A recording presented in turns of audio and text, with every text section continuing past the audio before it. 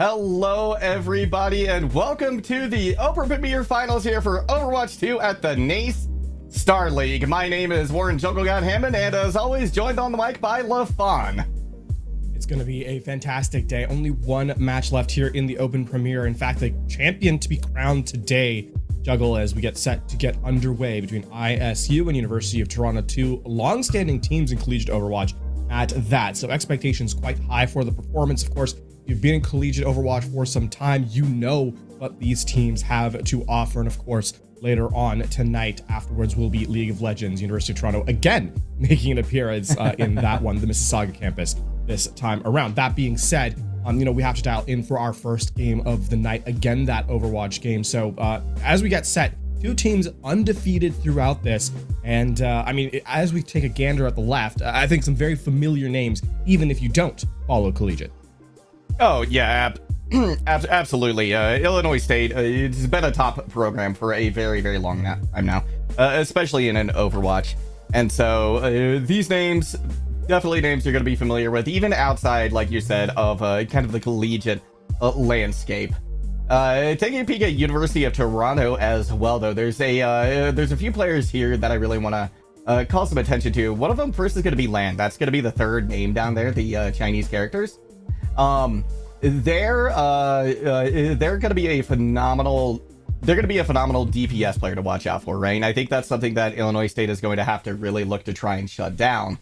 In addition, Koodle and Argity, also a fantastic backline. So they're going to be really responsible trying to keep Lan up, keep them going in and causing a lot of havoc here for the Illinois State Redbirds.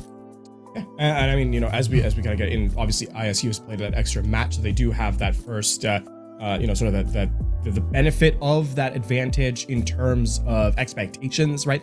ISU, a team that we've seen, in the last week alone, I think we've seen them a couple of times. So, just in general, in terms of their performance, and as we get started off on Lijiang Tower here, ISU's pick, I'm curious as to what University of Toronto brings to the table. They are the underdogs here, make no mistake about it.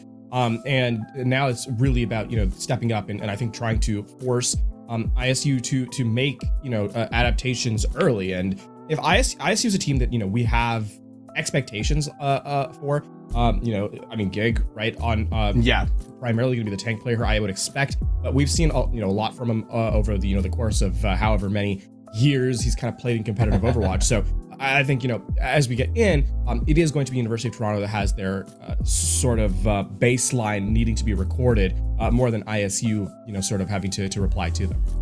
I think you bring up a really good point there that the impetus to I think kind of put ISU in a bad place. That's really going to be on Toronto. The impetus for them, I think, to kind of perform maybe a little bit above expectations in order to come away with a win here tonight. That is on them as well. So Lijiang Tower, of course, a very practiced, a very tried and true map here, especially in the collegiate sphere. This is definitely going to be one that both teams are very, very well practiced on. So what is it that Toronto is going to bring to the table, especially on Lijiang Tower, to put ISU in a bad position? Because at this point, they've probably seen just about everything. Yeah, indeed. Well, when we get underway itself, we'll return to the action. That being said, for the moment, we're going to go to a quick break. Don't go anywhere. We'll be right back.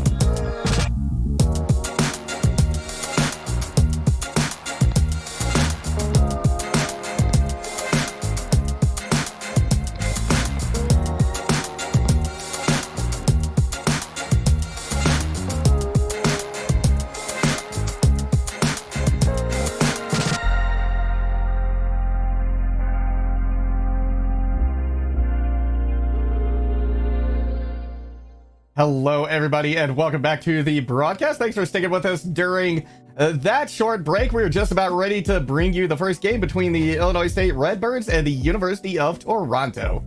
Before that, though, a quick shout out to our sponsor, Extra Life. Play games, change kids' health. Change the future. Click on the Twitch panel below to create your Extra Life team page, and you know, help one of our sponsors with an excellent cause as well.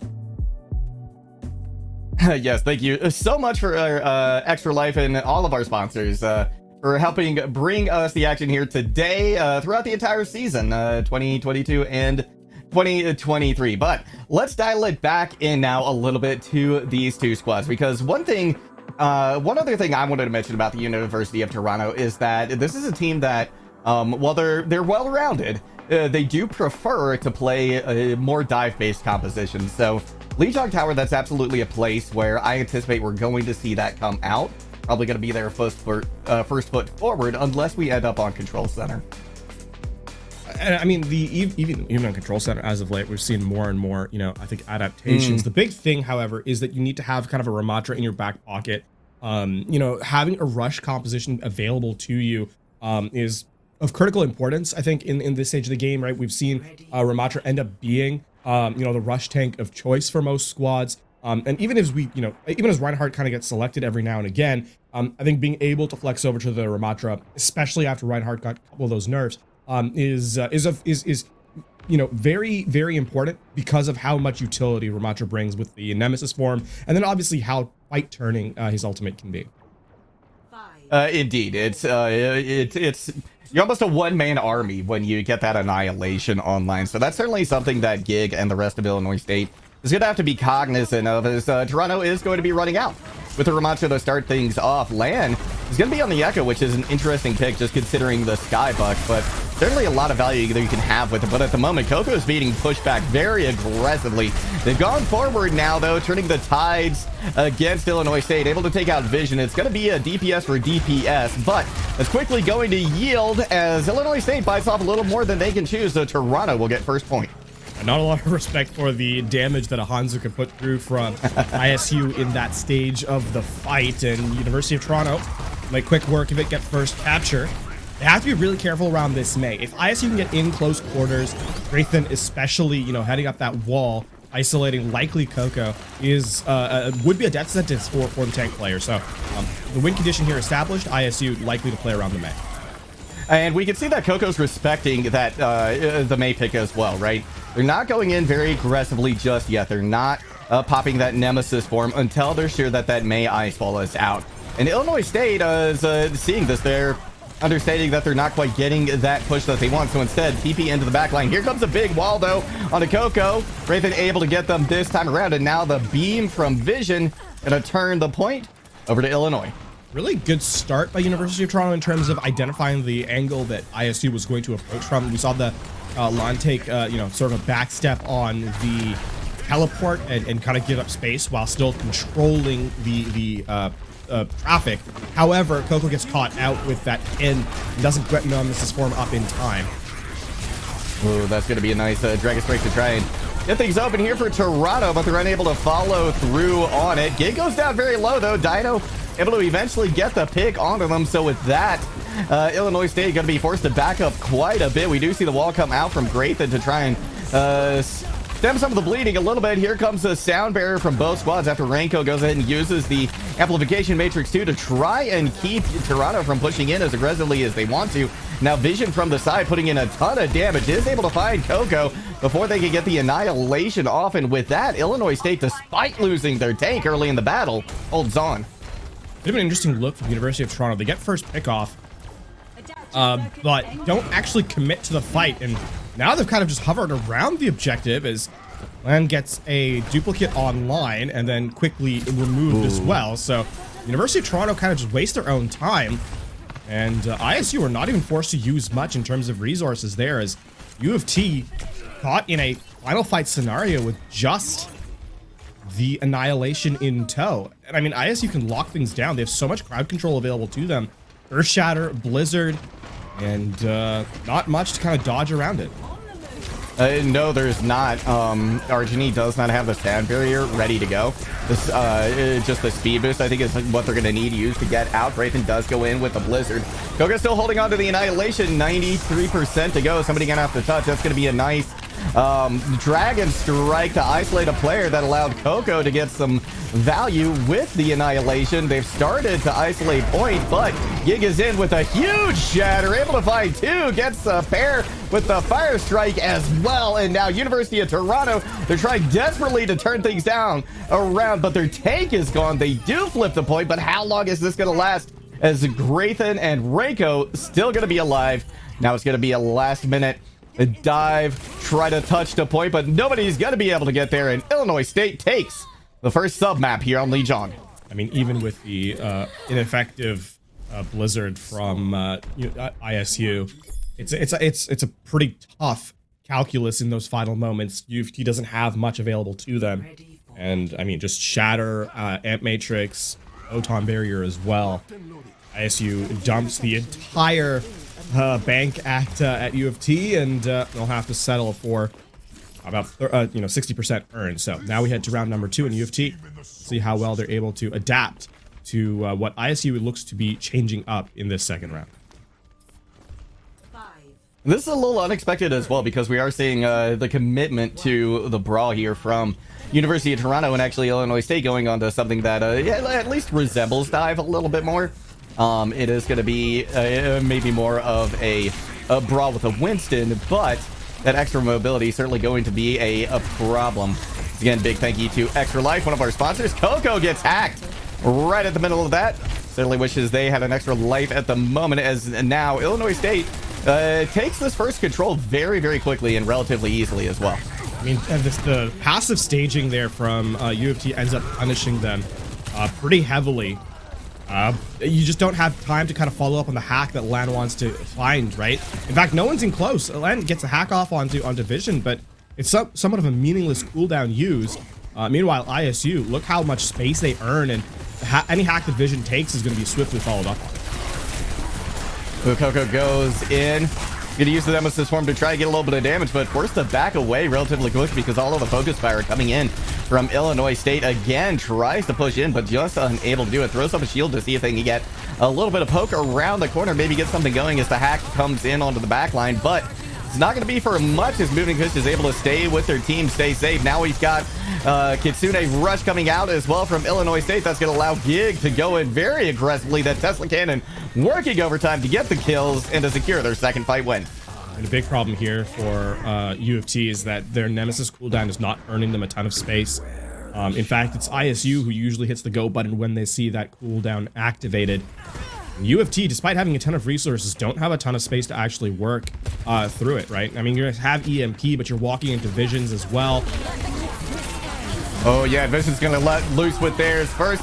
Will be a pair of kills either way. One support down for each squad. Dino trying to do everything they can to get some value with this overclock, but they're being booped around mercilessly by Gig, who finally is forced to back away from the fight for a moment, but Coco, down to a sliver of health, doesn't do that. Vision able to take care of him, so Illinois State has pushed Toronto to last fight territory. And it's all the while being kept in contention. The other thing, too, is that, I mean, that Mega Health Pack, having control of it means that Gig can stay in the fight. Coco has no such luxury. And I mean, now you have now the big thing here is you have the Death Blossom from Wraithen. Again, you have to play in close quarters, and you don't really have an opportunity with the amount of damage that ISU can pump out. Oh wow, yeah, and they're pushing people around with reckless abandon. Coco does have the Annihilation online, doesn't last very long. Wraithen's still holding on to the Death Blossom. The kills going their way. Overtime comes and goes quick as a flash, and ISU takes the first map. Tremendous stuff there from ISU. I mean, the expected performance from them, right? Maybe even a little bit of a slow start on Control Center, all things considered, but this is one of the reasons why ISU has been such a dominant team for so long. Well, a very cohesive roster in terms of their player sort of setup, you know, following through on their execution, on their game plan, and the execution thereof has been spectacular. And I mean, that fight there, U of T had the better EMP, right? In the early stages of it, but again, having that staging is so important. There was no one else to kind of follow through on the damage. Meanwhile, Vision's EMP was just, right there, Gig with a Primal Rage. And then you're able to kind of peel back into the Mega Health Pack to survive if you're the tank player. So map control and better timing on your engages, and ISU has the early lead. And now we're going to be pushing forward to a hybrid map, and this is going to be a spot where University of Toronto does feel a little bit more comfortable. They cited that control maps not necessarily their favorite, so I'm anticipating we're going to see a bit of a better look coming out from Toronto here. Maybe a flex over to that dive composition, which we know they like. It's going to be Eichenwald next, and I'm very excited to see this map. I love the fact that it's back in rotation everywhere. And especially that it's been so long since we've really gotten to see a lot of Eichenwald that we get a chance to here today in the grand finals. I believe this is the first time we're seeing it this season as well for the NACE Starleague, if my memory serves correctly. Yeah, certainly the spring split. So that's definitely gotta look quite a ways away before we see Eichenwald in our past. So this is going to be very, very exciting. But real quick, also wanted to give a shout out to one of our sponsors. That's going to be Mavix. And Mavix was kind enough to send me a chair, and it is wonderful. I absolutely love it. There's so much to say about it. It's got extra wide seats. It's got a very, very breathable mesh fabric, which I love. Helps to keep me nice and cool while I'm gaming or casting. Adjustable head and neck support. It's just a fantastic chair. So thank you all, Mavix, so much. And if any of you are looking to get a chair, look no further than Mavix. Definitely the best gaming chair I have ever used. We go into map number 2, though. UFT attacking. Not really a surprise. ISU hasn't actually changed their look too much now for 2 maps in a row. Now, they on Control Center, they do play the that rush composition around the Reinhardt now as they head into Eichenwald, returning to the Sombra Reaper. We'll see how well UFT can slow down, Gig and Graythan especially. You expect Vision to kind of get this hack off onto a target, and then it's all about, can you peel away the target that gets kind of isolated here. And Coco taking so much damage. Yeah, that is just a tremendous amount of focus fire coming into the tank for Toronto. Dyna forced to back out, and that's unfortunate because Land kind of left out in the lurch. They're gonna fall, but Archini gonna go back with the taxi. Now it looks like Toronto is starting to rethink the approach that they want to take to this attack. I put a lot more resources into Land, especially the pocketed Echo. Yeah, that's definitely going to help with the survivability quite a bit here. You can see Gig goes in a little bit, but the sticky bomb's going to force them back. Now Gig able to, though, turn their focus in a different direction. Land tries to drop back to help some of their team, only able to get a kind of a consolation pick on a moving fish, but the respawns are going to be in their favor. Graythan forced to use Wraith Form as well to get out of dodge. The TP back as well from the Kiriko. My main concern here is Vision's EMP. Because of how slowly UFT has to approach this, yeah, you're going to be able to set up, and now the follow-through is going to be here from ISU as well. Oh, yeah, that was absolutely huge. Graythan was right there, able to pick off Koodle Noodle, so ISU with a lot of advantage here. Coco going to be hacked, goes down relatively quickly, and pushed rather far from their team as well, so it makes it easy for Vision to pick him off. UFT a little too casual on their approach. At this level of gameplay, you have to know that ISU is going to be setting up for an ambush, right? If you're given that much space, there is always a reason for it. UFT unfortunately fall for the bait now, though. ISU a little less aggressive. Look for the Kitsune rush rather, and then Graythan to take kind of space with it. But UFT need to find a way to bypass that, get to the objective, and actually start taking progress on it. It looks like they may go ahead and give up one tick here. Dino going to be good for that.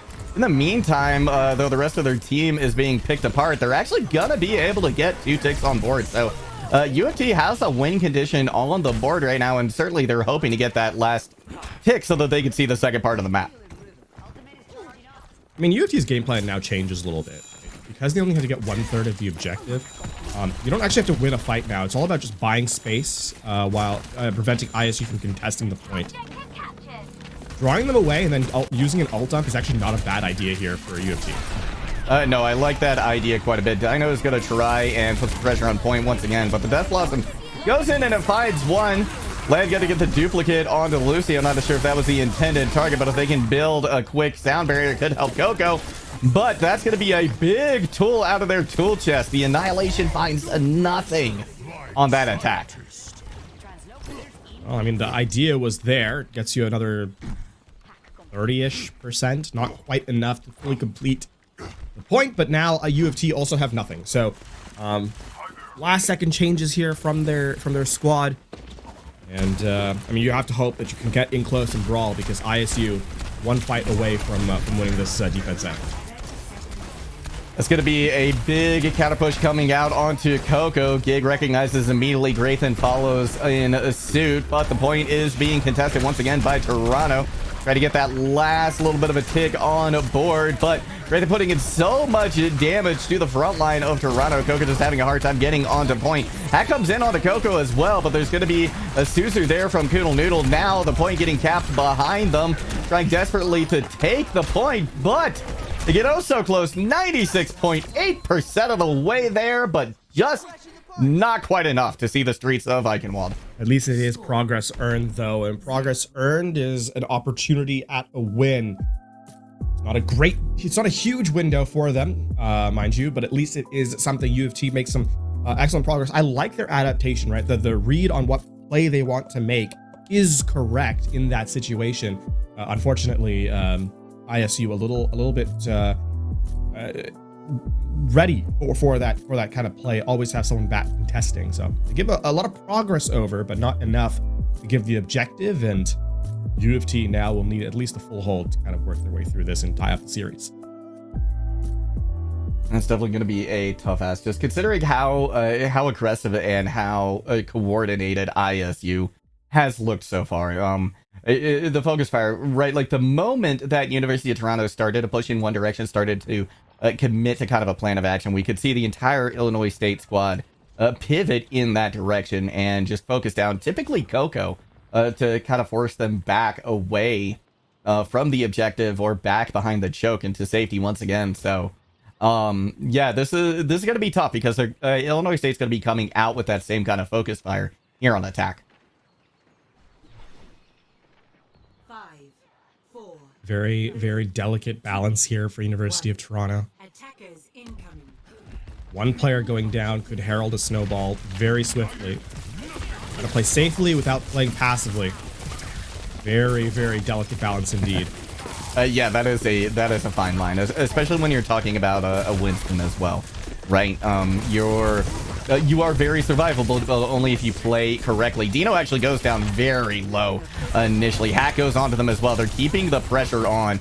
They recognize Dino's going to be one of the biggest threats to them, but with Land going down early and Coco following right after that, things are looking rough for University of Toronto. Dino going to be focused down as well. Now everybody's sights have turned to them. They've got 2 ticks on the board. Somebody going to need to touch here at the last second. Archie goes for it, but they're not going to be able to stay alive. And Illinois State has put themselves on match point here in the Open Premier League of the NACE Starleague. What a tremendous showcase from ISU. Highlight from the Kiriko player. Court player in the end. I mean, this is a really unfortunate situation here for UFT.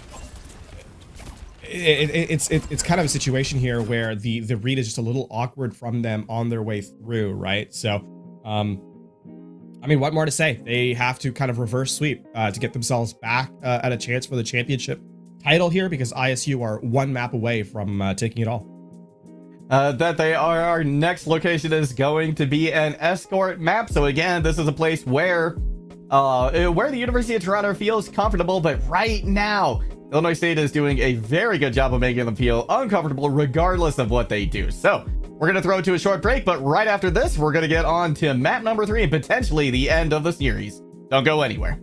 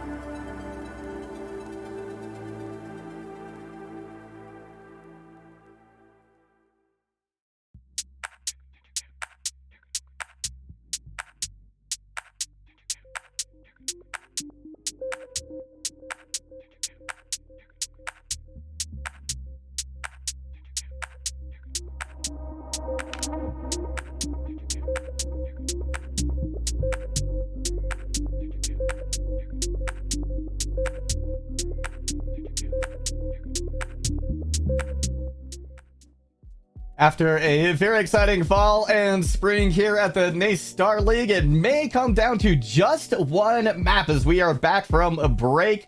A 2-0 scoreline here. Illinois State University currently up over University of Toronto. ISU is a tremendous program, and they show it once again as an opportunity to close out the series. Comes through Dorado from U of T as our next and honestly potentially final map. So a lot to kind of work through here for U of T. Their series, their season on the line at that. And I mean, not a lot of time for errors as they need to take their first objective to begin this reverse sweep for even an opportunity for further progress in the series. And I think Dorado is a great place for them to head. I'm a big fan of this pick right here.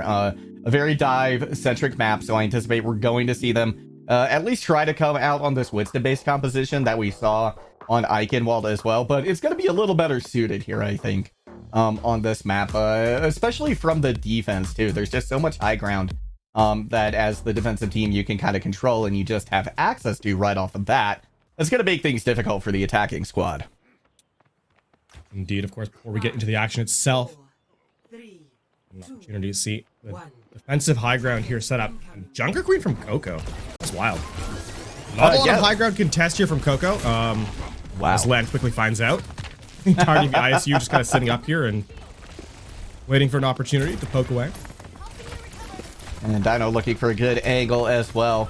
This duel between Dino and Vision is going to be an exciting one to watch, especially considering Dino comes away with the win right off the bat. Renko going down very low, but they're just unable to finish them off. But a big enough of a hole has been punched in the defense here for Illinois State that they're going to be forced to back off, and Toronto's going to get quite a bit of progress. Also, I'd like to apologize to Coco for dismissing the Junker Queen pick. There was a jagged knife that pulled Gig in close quarters, and the tank player could not stay alive. So good start here from University of Toronto. But a start is all that it is. They do get a lot of progress here, but this is a critical fight for them to win. It absolutely is. They're going to be getting some ultimates online here in the next, probably towards the middle of this fight. But Ranko as well is going to have a nano boost, so that can be committed to Gig. Those cause lots of problems, but in the meantime, University of Toronto has found 3 picks. And those kind of falling apart at the seams here, so first point going to be yielded, and that's a very healthy time bank for Toronto.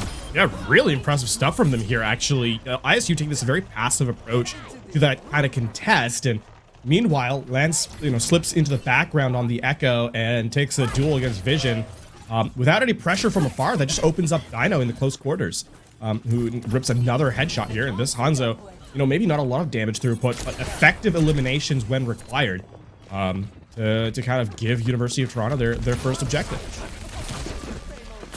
And now with, again, just under 5 minutes here to try and get through second point, there is ample opportunity for Toronto to continue to find success. But great, they're going to be able to take out Koodle despite the rally coming up. We are going to have a duplicate come in. Ranko going to be the target this time, so Land, they can build up this nano boost, could be huge. Delivered onto Coco could really cause a lot of problems. But in the meantime, there's going to be picks back and forth. A well-placed anti-nade as well from Land, going to slow down Moving Fish a bit. But now the ults are online here for Illinois State. I mean, all the while, ISU has kind of just taken these skirmishes in isolation, and U of T has kind of fallen into the chaos a little bit. They'll get the payload about halfway through the second point, but no further, at least for the moment. And U of T have to go back to the drawing board, and drawing board for sure, because you highlighted them moments ago that the economy is favoring ISU pretty tremendously. A nano boost onto Gig likely just ends this fight because of how much space you can take, and I mean, worse, you would even have to be forced to use a sound barrier, which would, I think, set you back quite heavily in kind of the economy and the time bank too. Yeah, exactly. Oh, that's going to be a big anti-nade coming out from Ranko. Here comes the nano boost right off the back of that. With RGD going down, Koodle Noodle just going to wisely hold on to that sound barrier, but a pick on the Gig is good. It's not going to change the direction of this fight, though. Oh, and Graythan gets the Final elimination to Coco as well, walking back to spawn. So U of T, I have to be real careful not to overstay their welcome. Wow. Land does just that. Oh, yeah. And a pulse bomb as well on the Koodle. Once again, good. They held the sound barrier, not trying to just selfishly play that to stay alive. Want to save it for the group, save it for the team. I mean, the big problem here is how do you get value out of this this rampage from Coco, right? It's all low ground to high ground fight, and the Junker Queen just isn't going to get onto it, you know, multiple targets. Maybe you get one.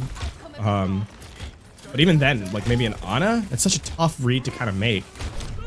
Yeah, you've got to contend with the Brig that's going to be on him. With Dino going down to a nice headshot from Vision. It's going to be a second one there. Coco and Land do find two, so this isn't over yet. And now Land focusing down Gig, but the Primal comes in. They're able to get one pick off of it. There come the rest of them. And once again, University of Toronto is sent back. Annihilation does at least get both the Rampage and the Primal Rage out. There is that aspect of it. And you now have, you know, Dragon Strike to kind of force ISU to vacate the high ground, then the, you know, double support ultimate to sustain. You have to take a close quarters fight here if you're U of T, and I don't think ISU is going to give them that opportunity, right? No, I don't think. Okay, well, I mean, Vision's going to be setting so far back, and in order to get to them, you're going to have to get through the rest of the team. Great thing, going to be able to get out of the way quickly and effectively. And ISU is having no problem just kind of holding on to this high ground at the moment. Land goes down low as they try to peek over the lip of this high ground. You're going to be forced down once again. Coco's still trying to recover some health and already has used their bubble. That's going to be a big nano boost again from Ranko. The rally is there, as is the sound barrier from Toronto. They're going to try and push through all of this damage coming in from Gig as the nano boost has expired now. A little bit left on the rally here for Argeny, but that is gone too. Dragon Strike comes in from Dino. That's going to put a little bit of space. Land tries to jump towards the high ground, but Ranko denies them that opportunity, and now Gig finds Dino in the back line. Everybody has left the supports vulnerable to this Tesla cannon. The scientist known as Winston. Oh, what a tragic fight there for U of T. They layer the sound barrier and the rally to deal with the nano boosted Winston. And then they just kind of, it just kind of expires, right? Once those two cooldowns kind of run through, there's no way to kind of stay in the fight any further. And ISU, off the back of just one combo, end up making this final fight. And U of T have run out of tools. Gig gonna be forced down to the low ground, but that's great. That's exactly where they want to be since they have the Primal Rage. They're gonna get away from the sports now, dive onto the cart, try and provide some value there. In the meantime, Coco is down. They had a Primal Rage to use, but they will not be able to get anything out of it. In the meantime, Land has also been taken out of their duplicate. Now we've got the rally coming out from Moving Fish as well. The sustain is too much for the University of Toronto to get through. They'll get the cart to the edge, to the brink here of third. But in the end, it's going to be Illinois State who holds on. Well, that's progress earned by U of T, and certainly a more dominant first point from them. Best we've seen them look all series, in fact. And an opportunity to, I mean, steal this map away. Though it is their map pick. An opportunity lies here for sure. It certainly does. If they can put up a solid defense here, especially if they can burn a lot of time off the clock on kind of in the first section here of Dorado, that could be great for them, for their chances of coming away with a win here, right? If you could burn time off that first point, then you don't have to hold on as long as you do second, which is still a very strong point to hold on to from a defensive standpoint. Indeed, indeed. Of course, we have to give a quick shout out to our sponsors here at the NACE Starleague. Are you a Canadian collegiate esports club making monstrous moves on campus? If so, Monster Energy Canada wants to reward you for your community and competitive highlights. Follow at NACE Starleague on Twitter and submit your application for Esports Club of the Month. Thank you once again to our sponsors, as now Illinois State going to be on the attack, looking to put the finishing touches on this series, making a 3-0 sweep here in the grand finals of the Open Premier League here at the NACE Starleague. U of T playing a very poke-based composition here. Interesting they choose to run the Bastion. I mean, this is really going to be all about when Gig makes that first dive to punish them in close quarters. See if they scout out the Bastion in time. Yeah, I don't think they've really poked their head out too much yet. Gig should have seen them right there. So. I mean, the big issue here, right, for U of T is they have no way to contest the point. Payload is going to keep moving forward, so eventually ISU is going to have to U of T is going to have to commit. ISU can play this so passively. Yeah, so far Dino, I don't believe, has gone into their turret form just yet. That's going to be a lot of nice poke, though, onto Vision. They will be healed up after this. Dino goes down very low, but they are going to pop now. The tank configuration, trying to get in as much damage as they can. That focus fire onto the Echo, going to be good. They find Vision, or Moving Fish as well. Dino taking a whole lot of pressure, but they're working with a full squad here, so they should be able to sustain through this, maintain their position, maintain their advantage, and try and pick up a couple others. But in the meantime, Graythan has found one. Gig goes back to spawn once again, but now Dino is in a rough position. They're going to be taken out of the equation. Ranko goes down low. RGD does finish them off, and this has been a very, very scrappy fight here, LaFon. I mean, the problem is that Scrappy favors ISU because their spawns are so close. Coco, I mean, the grasp does not work against beams, and man, that tank player's HP has vanished. It has, but crucially, Coco is still up. Coco is still alive. So while they may not be turning this fight around in their favor, they're certainly slowing things down quite a bit. Illinois State gonna have to regroup once again while they wait for Moving Fish to get back. I mean, the thing is, you probably nano Dino here, I would assume, right? Yeah, damage through. I think that's the problem, is that the configuration, the recon configuration assault has already been used, and yeah, Dino just out of place. Yeah, that seemed like a little maybe too early to use that configuration. Because of that, Graythan and Vision able to combine for quite a few kills right here. Gonna be another one. Nanoboost actually committed to Coco. They're gonna be slept and pulsed though into oblivion. The first point will be captured by Illinois State. And that's still 4 minutes here for ISU. Not meaningfully less time than what U of T started off with on the second phase. No, just a little over a minute less time, but given how many fights you're going to have regardless on this point, you're right, doesn't really make that much of a difference. Gig right now really playing with fire here on the high ground, takes a bit of damage for their supports. I'm going to get Ranko up to that nano boost as quick as they can. Bubble going to be used. That's going to be a big Ravitic Flux though from Coco. Dino does get slept, but in the meantime, Gig has already fallen. Illinois State is actually still making progress. Yeah, the payload is still moving. The problem here is not that U of T, gets the elimination onto Gig. It's that they don't actually stop ISU from keeping space on this map. Look how passively LAN has to take these fights. Yeah, they really can't risk putting themselves in too much of danger, and that means they're not necessarily going to find a ton of value. And with Gig taking out Coco as well, Dino goes down too. University of Toronto needs to lose this fight quickly, so they've got one more chance to contest. I mean, that elimination is going to be meaningless. There's the couple of last kills. With that, I mean, I don't know that anyone even gets back to the point. No, I'm not sure they do, because Coco's going to be one of the closest people, and they were getting primal to oblivion. Ranko goes down, though. Going to be a big quick, and Moving Fish did just use the res. They're not going to have that back and available to them for a little bit. Coco's going to have to dive onto a point, regardless of whether or not their team's with them, because if they don't do it, if they don't stop this cart, they will get the win. But RGD goes down already. They have the rally. A couple other players still here. Land forced to use the duplicate just to stay alive to go over the Tracer. Vision now diving into the back line, has their sights set on RGD once again, but nobody touches, and that will be ISU taking the grand finals win here today at the NACE Starleague. A 3-0 shutout here from ISU. They give up one objective. Len will get the highlight here at the end, but alas for them, it will not be enough to bring a comeback through.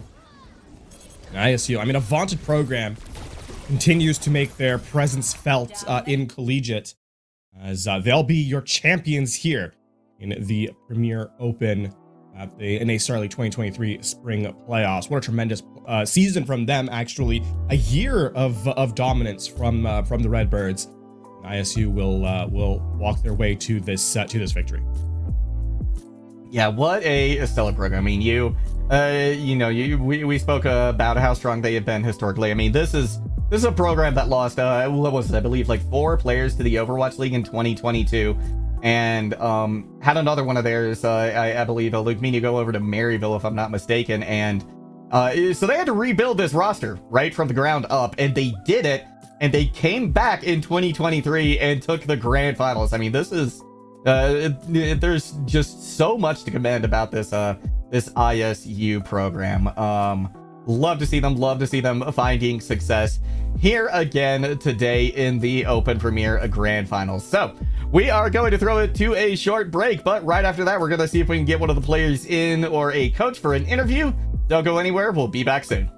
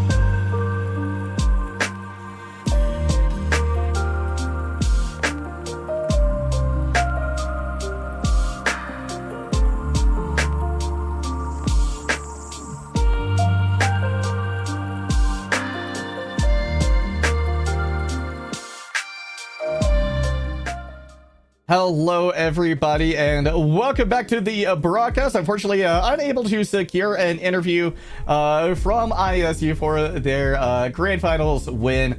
But before we sign off, just want to thank so many people who helped make this happen the entire season here at the NACE Starleague. Of course, that's going to be everybody who's helped out from Nerd Street on the production side, Abe, Ferme, Ravi in here today, LaFon, you as well, of course, and everybody from tuning in, and everybody as well from Playfly and the NACE Starleague.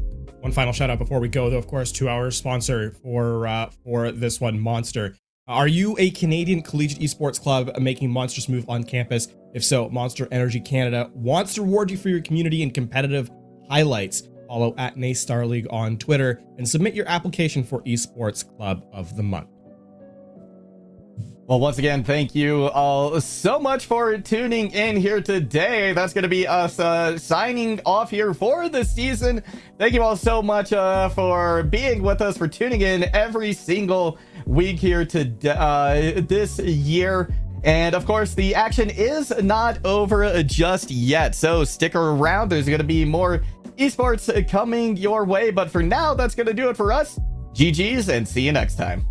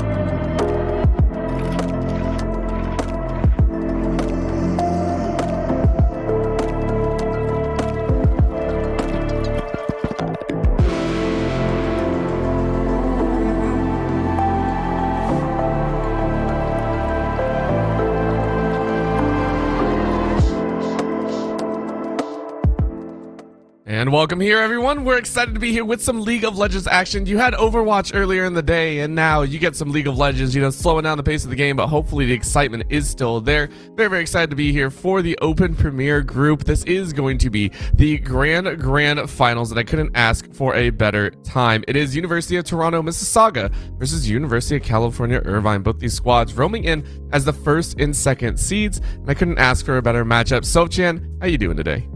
Doing wonderful, so happy to be finishing off the Open Premiere here on the broadcast with you, Orbital, and Mississauga in Irvine coming in, as you said, as first and second seed. University of Toronto, Mississauga with 7-0 in the season, and University of California, Irvine with 7-0 in the season as well. So impeccable records on the table. Yeah, and both these squads, honestly, these squads, whenever they come in at 7-0, it interests me a lot because that means that these teams have done quite a bit and they've been fighting very, very hard. But of course, that does not exempt them from the fact that they had a little bit of a bumpy road. I believe it was UCI at Irvine that came in as 2-0, but University of Toronto had a little bit of a rough time in the semifinals, so I'm very, very excited to see what they can do. We are going to get underway though. Again, the rosters there on your screen are going to be so much fun. UTM going to be rocking Tuvoy, Echo carries you, Mint V, Assidious, and a B. So that'll be the team for UTM Mississauga. Yeah, University of California, Irvine though has EI82. These teams really make it hard for us, but we'll try our hardest. Mike Young, Cinnamon Bread, Gorica 2, and Light Pulse 9. Yep, and of course, you may recognize that jungler name, Mike Young, joining out here. This is going to be quite fun. Again, these teams sitting at 7-0, these are two teams that have high impact players, high efficient players, and that should bring a lot of enjoyment here to the roster as, again, we are right before patch day, as well as I think this is going to be right before the big patch hits, and that makes me so happy that we get to see these finals played out. The team should be excited as well, as we've seen a flurry of different champions kind of be at that top rung, especially in the ADC position. I know we've seen the Varus be banned out quite often, but it has been leaning into that area of, those S tier, fairly mobile champions that can be flexed as a blind pick and paired with either overly aggressive engaged supports or highly efficient utility supports. It's either one or the other. Yeah, we have seen quite a lot of that Jinx or Xayah in the bot lane. Of course, with the Xayah, you end up going for a Rakan pick alongside her. Sometimes that Jinx coming out with a Milio too. So a lot of these bot lane picks have been super consistent. The hyper carry of the time for UCI is going to be Tristana in the ban phase alongside a Seraphine in a win. Very interesting, hadn't seen her in a while. No, that sounds definitely like a solid, we just don't want you to play this champion. It is not exactly in the meta rotation, but it is appreciated. As you can see on the flip side, UCI heavily targeting Mike Young, and that I think is very, very appropriate. The Varus, though, was picked up by UCI saying this is what we want. This is going to be that blind pick. And when you pick up a Varus, you do want to go and be careful about the all-in engage. It is going to be J4 hovered and locked in. It is four jungle bans against UCI, really making sure Mike Young can't do anything, and even having the ability to outroam and outspeed the opponent. The Sivir going to be locked in as a counter. Yeah, very interesting that you're considering a more mid-stage composition with the Sivir on your side. You have the Jarvan as well, who wants to go for the engages. So with her ulti, you can enable the rest of your team quite well. It's one of the few ADCs that can do something as utility as that, maybe rivaling an Ashe that has a lot of utility, but instead of speeding people up, they're going to be slowing people down. UCI has the Jace pick that's probably going to go very strong in the top lane for them, and the Wukong locked in the jungle. Also seen quite a lot of play in Collegiate this season. It's been the all-around standard, and the fact that UCI are also able to lock it in, this is important to say the least. If they are not, that means that they would go into the second round of ban phase with another round of jungle ban, so they had to pick it up here. The Jace as well being blind pick in that top side. We've seen teams battle over this pick. It's come back in the meta quite heavily, but we haven't seen it used to peak efficiency. So UTM gonna face off against that, and you can see here, I like this call. It is gonna be that Tarek. This is going to be a nasty all-in composition. It does leave UCI with an option to play a little bit further back. With the Varus, you can go for utility support and be able to bully him out, but this is the big call. Now going into the second round, you do have to ban out that Silas, because the Tark, the Cosmic Radiance, you just can't allow it to be stolen away. In complementing what you said earlier there about the Varus and the possibility of UCI playing a little more back, it's going to be Jace as well, with the versatility of going melee and ranged. That can help quite a lot. At the same time, I would worry for that Wukong if they don't get the right timing going in on the Sivir with that Taric ulti to counter. But let's finish off this round of bans. The Syla, as you mentioned, is going to be topped off with an Ahri, so 2 mid bans for UTM, while Malphite, usually a top ban there, is going to be the choice for UCI. And they finish it up pretty soon. I think so far, even though you did mention that UTM has a lot of potential to go in, I can also see that if UCI gets something super aggressive, they can just stand back. You have the Taric ulti, just wait for the things to calm down and then return fire. That is true, and that's why you can see him banning out some of those opportune pickups here. UTM now into their pickups here. What do they want to go for? They can opt to go into that top route. They know that Jace is going on up there, so you know, you could either take that one or, yep, and I agree with that one, save the mid lane for last. The Scion coming out here, and this is what UCI we're trying to ban out. Trying to ban out a lot of those heavy engage, the wombo combo style of gameplay. They still forgot about the Scion, but I wouldn't be disagreeable to the fact that, hey, most likely UCI are going to go for that stalwart, just disengage, just be an annoyance, and have that wall up, have that kind of frontline access. And there we go. I like this call, the Heimerdinger. It's again AoE. Even if UTM do engage, it is going to be a pain to get through, whether that's in support or mid. Left up to UCI.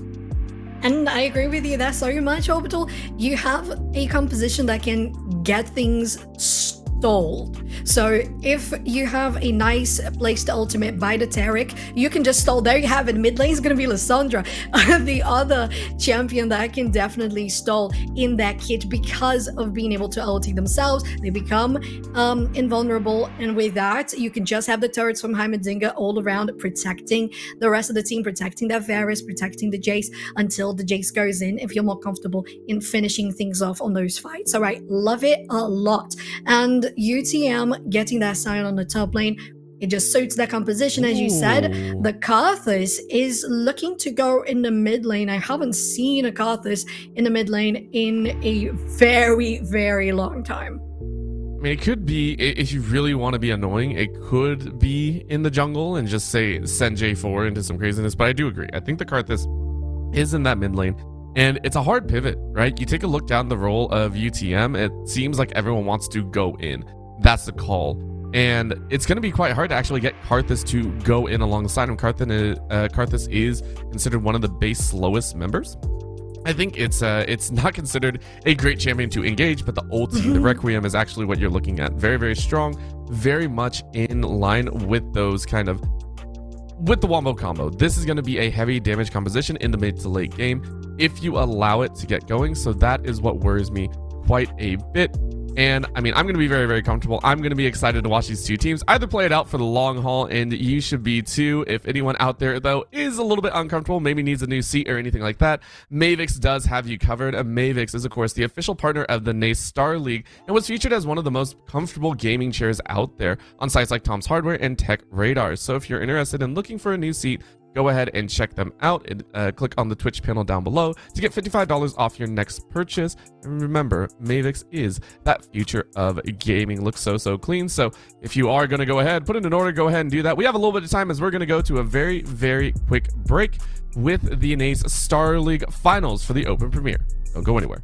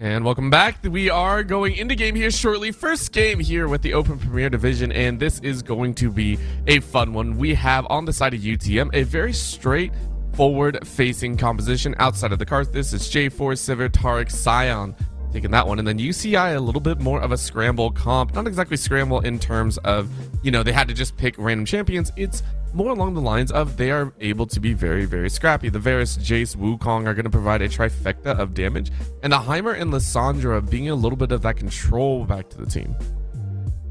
I think the most interesting factor about UTM's composition is their ability to just come back from the dead.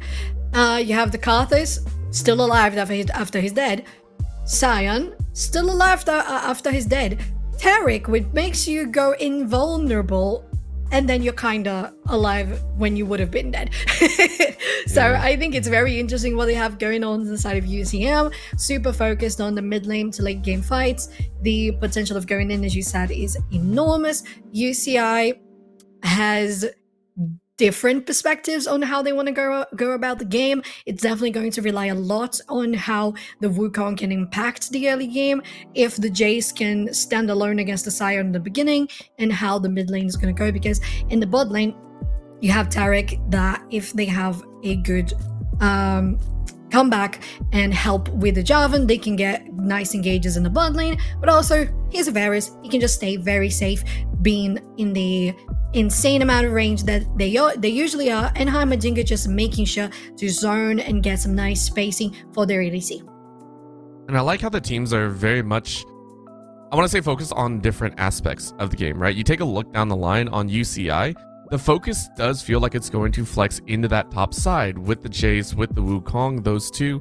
Jace wants to get ahead. Jace needs to get ahead to be very, very effective, and especially against a Sion, you need to be working very hard to kind of pressure your way in. You need to be that force to be reckoned with if you want to have the items to kind of blow up targets later on in the game. The Varus and Heimerdinger are more there just to bully out the Sivir and Taric. So heavy focus there for the UCI squad is what I would hope to see. For UTM, it's almost the exact opposite, right? J4 being a little bit more back and fight. This is going to be that solid setup of play for the mid to bot side. Sivir, Taric going to be scaled very nicely in the mid to late game. Karthus needs help though, so I want to see what they can do there. We are on to the Rift for game number 1. We are going to you live once again. UC Irvine rocking on that blue side, and it's University of UTM gonna be rocking here in the bot side though. A couple questions here, as this is gonna be a little bit dangerous. Harsh time here for the small turret. I love UCI just being able to contest this full team push with just a soul Heimerdinger. Of course, they got to lay in the advanced ward for the bot side, but still the potential that you can have just with the turret from Heimerdinger getting that damage with the arcane comment as well, just saying, well, your team is not going to get anything done here. Can we just talk about this skin? Look at that Lissandra skin. That is gorgeous. It is so pretty, and it's quite nice. Again, all of the current skins that are coming out have been phenomenal, but we can see here a little bit of a start for the junglers pathing in that top side as well as that bot. It's going to be a little bit of a difference though. You can see Echo carries you, getting a little bit of help, so that's going to be the big question. But take a look at where Elated is. Elated is going to be such an interesting pick, and that makes me wonder, right? I want to see if this Jace is actually able to do something. You can see him hiding in the bush. This is going to be a little bit of damage going down, and it is enough. Tuvoy says, okay, don't want to do too much with it. Well, but they're going to go in on the Heimerdinger, taking some damage from the turret as well. But still a good engage pre-level too. One thing that I was going to point out about this bot lane is how both sides just really want to push. You have the W bouncing around with the boomerang from Sivir. You have the turrets from Heimerdinger. You have the clear with the piercing arrow from Varus. So they really very much want to go straight for pushing, taking in those last hits and controlling the wave. And that's going to be very, very important. Again, for this bot side, Iceland and Agorica are meant to win that lane. It's meant to be very, very annoying. It's meant to be heavy pushing. And that's going to cause some problems for the side of UTM. I want to watch and make sure this is not going to be a big problem for him later. But right now, it is MikeYeung having cleared the majority share of the bot lane. They are going to try and roaming, get some advantages, and get some bully excess onto Echo carries you. The early invade should set him up for some aggression. You can see here a little bit of a bounce over as Echo realizes this might be a problem. Red buffs on both ends, by the way. So MikeYeung trying to dance it, but look at the Conqueror. MikeYeung gonna get stunned up though. This might be a change up, and they do get the kill. MikeYeung could not get out of the knockup fast enough before falling to that stun. Beautiful first blood. Gorica looking for a bit extra though, getting some good damage down. Might be able to proc that final blight stack, but can't do it. Overall though, good damage all the way around, and still UTM pushed out of their own jungle. Best outcome here for UTM though, it was a kill for their ADC, as Sidious is going to very much enjoy that when they go back to base, get that gold spent on items. But UCI showing that they want to go aggressive. You had Wukong very deep in the enemy jungle. They didn't have that much vision. I believe those wards that we see there were just dropped by UCI when their bot lane rejoined. So maybe a little too dangerous going in blind, and nice response from UTM for having that bot lane come and help. And with that, UTM still has a little bit of advantage in regards to both junglers. It's still very equal though. It is very stable here as Cinnamon in the mid lane is just trying to get some damage down, and this is what Alessandra is supposed to do. Mint just wants to farm up. Mint just wants to get very, very big, be very, very annoying.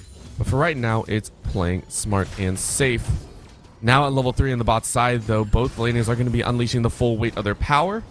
While, again, MikeYeung roaming into the jungle once again. Remember, First Blood did go the way of Echo and the rest of the UTM squad. But the fact that UC Irvine are saying, hey, we don't even care, I love that fact from them.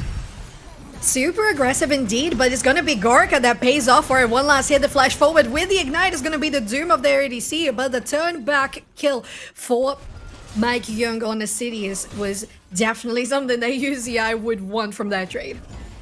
It's just a solid pickup, and yes, I would say that was more Gorica getting caught out. Just an opportunity for B and Sidious. It was well played. Very nice stun, and again, no ghost on Gorica. No way to really outspeed that chance. So UTM sitting with 2 kills under their belt. We got to watch to see if more can happen from here on out, because even with the kills, UTM have been on the back end. I really appreciate the sort of reaction and reaction time coming from Mississauga, because they have been heavily pushed. I have a technical pause here.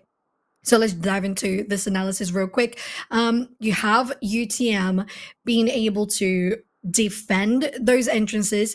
They got the first blood when they saw an opportunity that the enemy jungler was with Cinnamon Bread, so the mid laner in that jungle. They said, well, we're going to clean this up now. So the moment that moved to Iceland was a little bit farther away from their ADC. They're going on Gorica.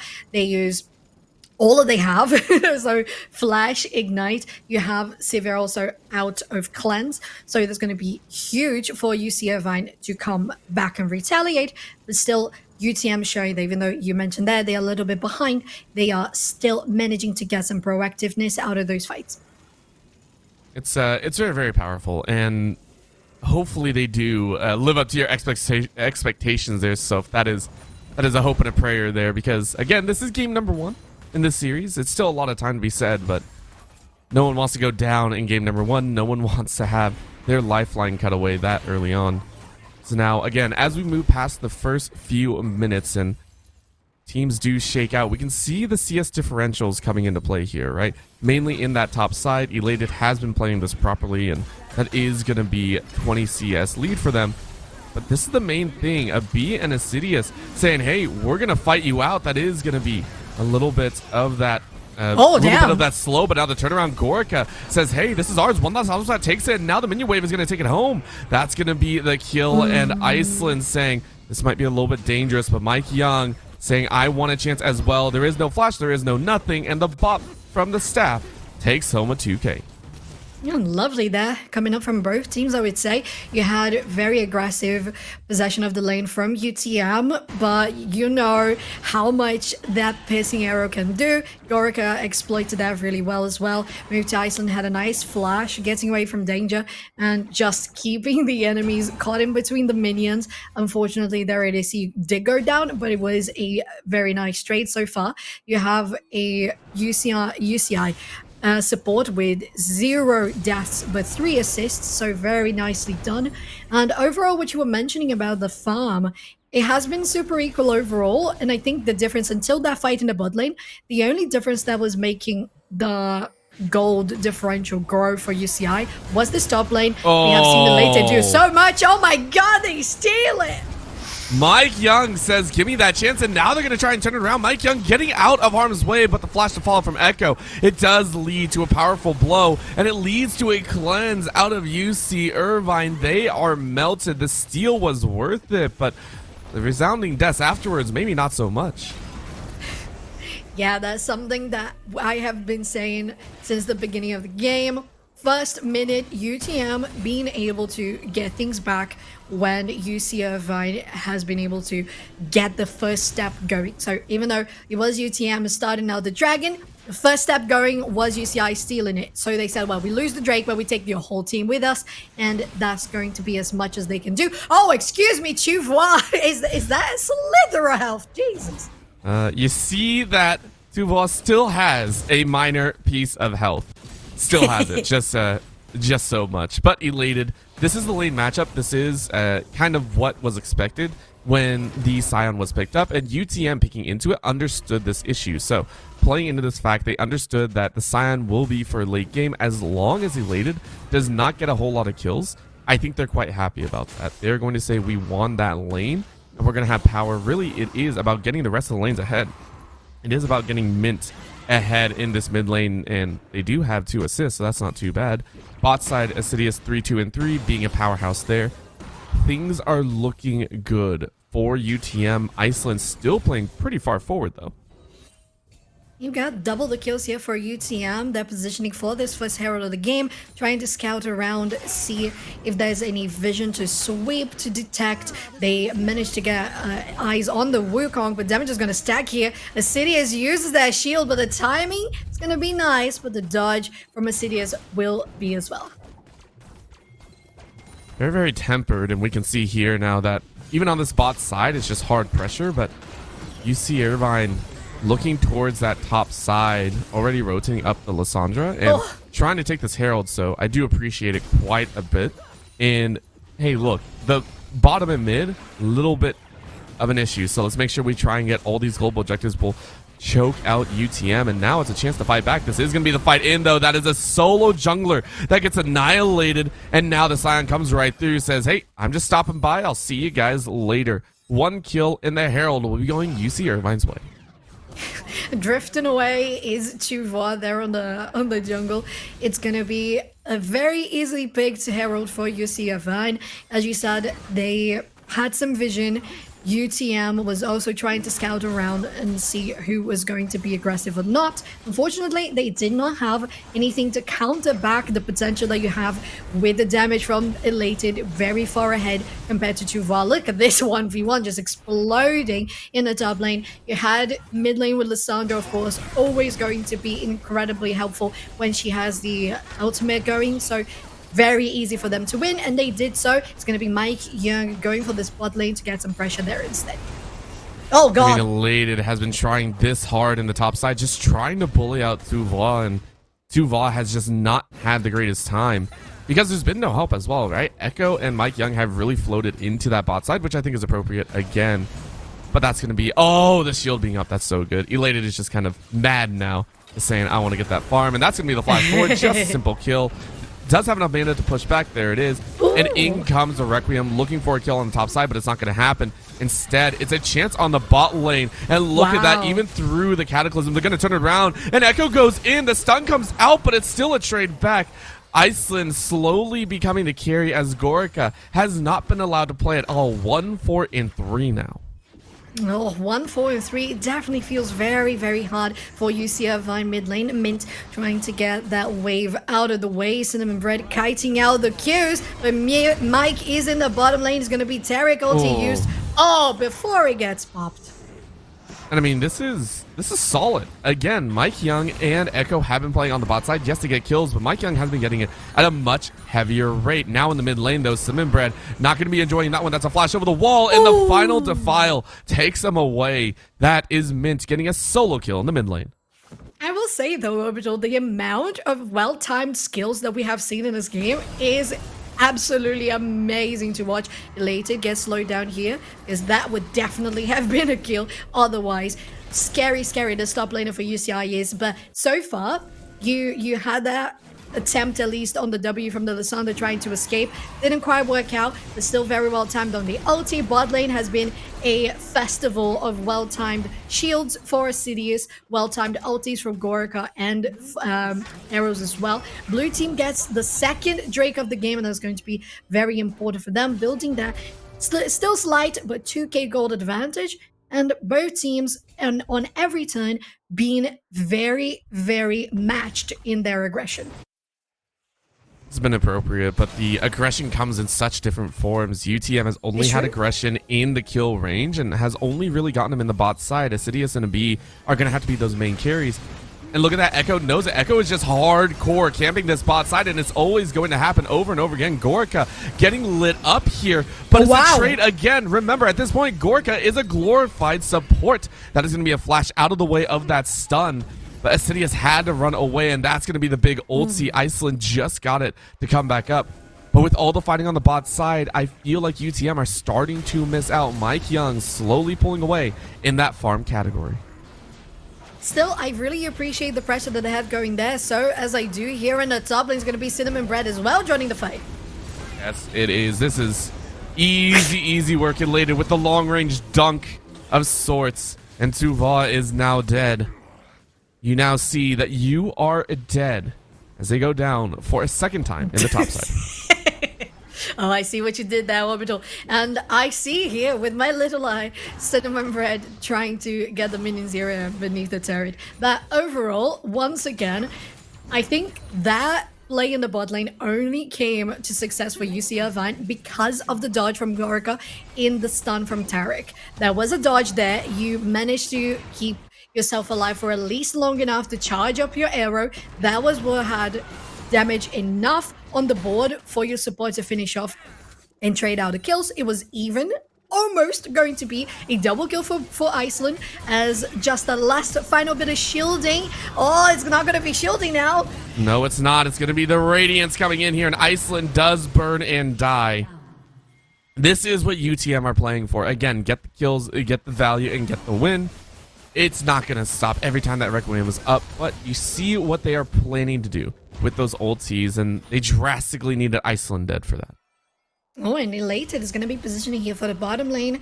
Maybe just rotating for the mid. Yeah, you have Lysandra in the top. So they have soaked around, which is definitely good for the mid lane. Elated so far ahead. They have completed the Eclipse. They almost completing a Mere Mana. This Jace is gigantic, so it's going to be very easy to play around against that Karthus. Cinnamon Bread just getting a lot of free, easy farm. The first turret has been taken, so UCI controlling the map pretty well. They're only going to enjoy it a little bit more, right? With that top lane down, they now get to rotate Elated out, which is the main thing. You want to get Tuva away from the Jace. You want Jace out and about causing some pain, and the fact that you're going to be able to do it against mid is huge. Echo now getting in the mid lane, but this mid lane is a little bit of a problem. Echo has been a strong point, but Elated, I think, is just that much stronger. You see there the Empowered Shock Blocks being a bully moment, and that's going to be a turret in front to Voix. Going to eat a majority chunk of that one as Cinnamon Bread comes down to try and get some help out as well. 4v3, UTM wants nothing to it.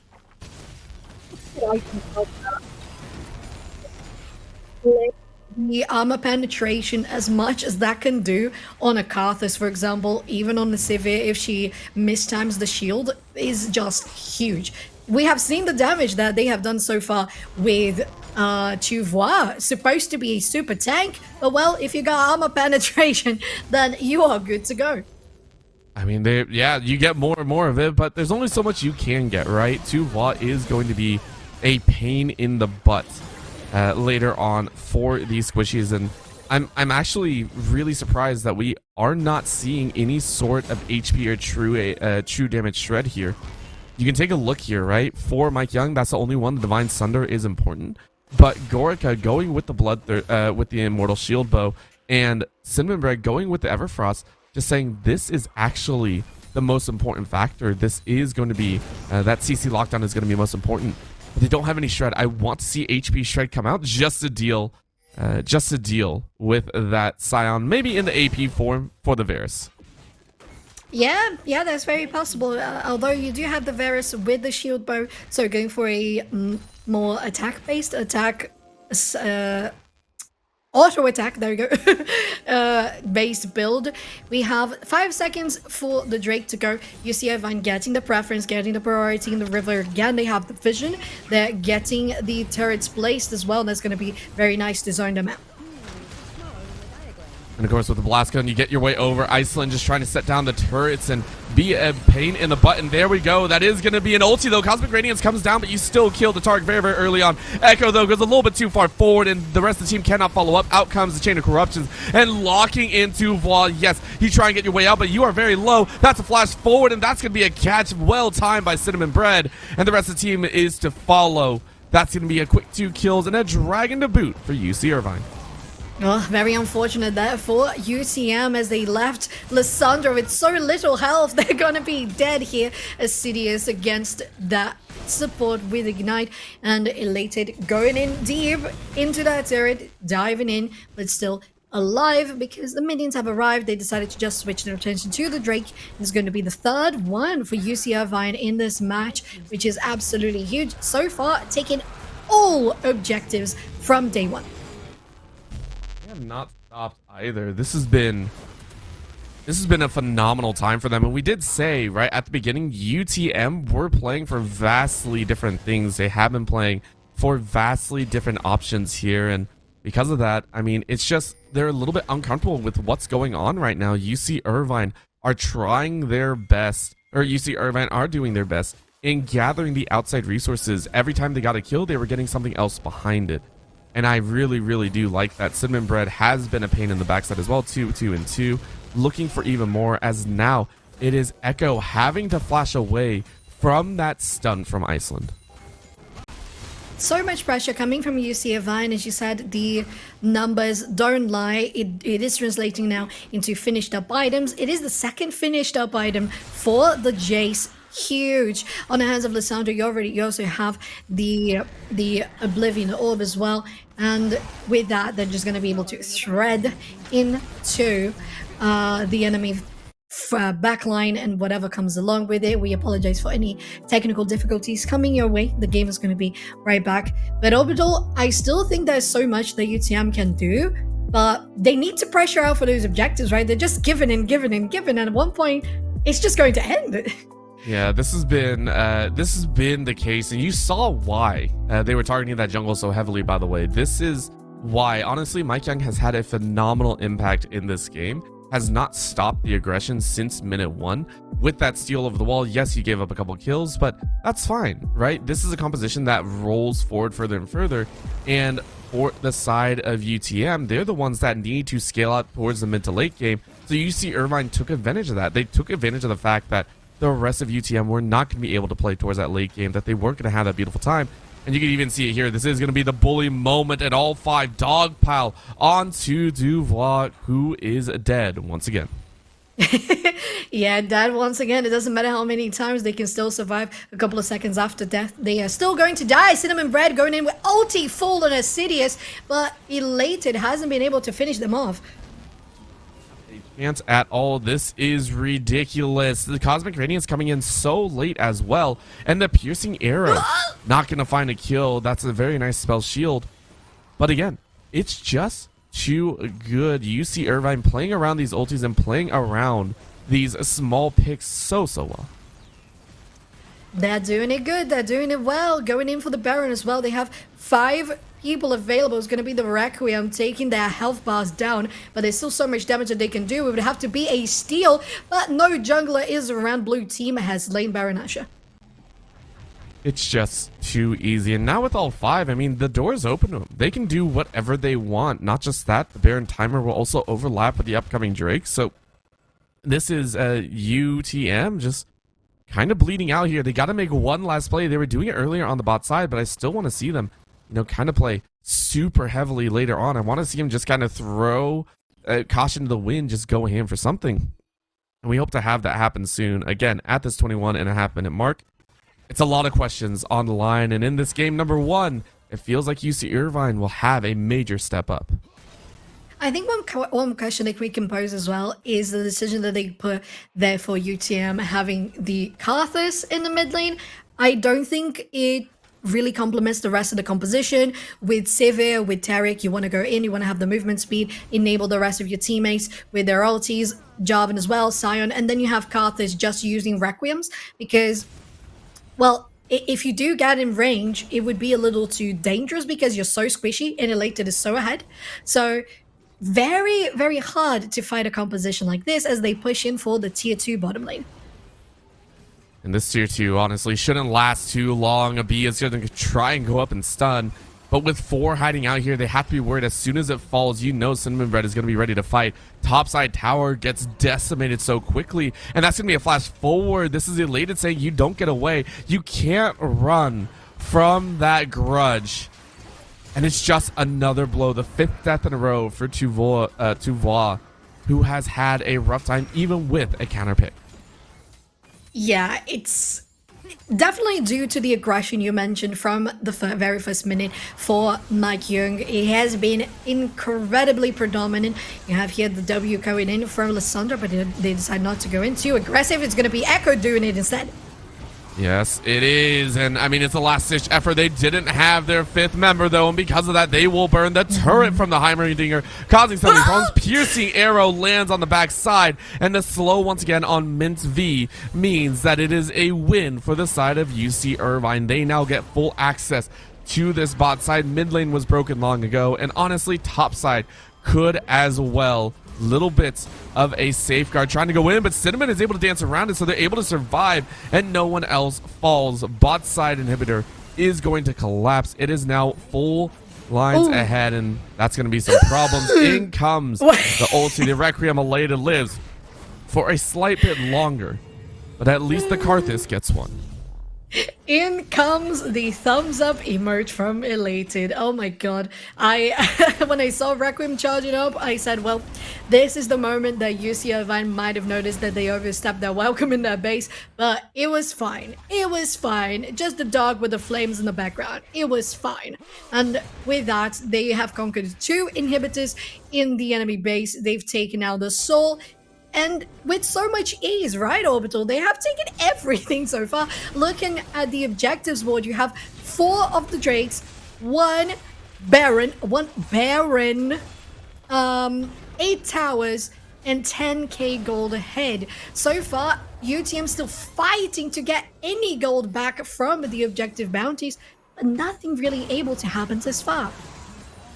It just feels like they're just locked out. Everything that they tried, they just don't have the damage to back it. Echo has been locked out 1, 5, and 6, and top lane fell apart way harder than they expected. Tuvois has been an absolute just large-scale minion. That's all you really are. 0-5 and 1 just now got Jack Show, just now became an actual champion. And Gorka being allowed to frontline this hard is a testament to that fact. The long-range poke leads Gorka to be on a killing spree, who is now 4, 5, and 9. This should be the end. UC Irvine looking for that finish. They are moving forward. They are saying this is ours, and they do not want to stop All eyes are open to the finals as the Chain of Corruption comes out. One more bully. The Cyclone is going to do some work, and that unstoppable onslaught is not able to reach. It lands on the clone. The Cosmic Radiance comes in only to save B. And I mean, you stun, you flash elated, but that's the only one you get. UC Irvine triple kill on elated as the rest of the base falls, and UC Irvine take game number 1, padding the stats just a little bit longer. Oh no, that could have been a penta. Oh, it was a penta. Wow. Okay.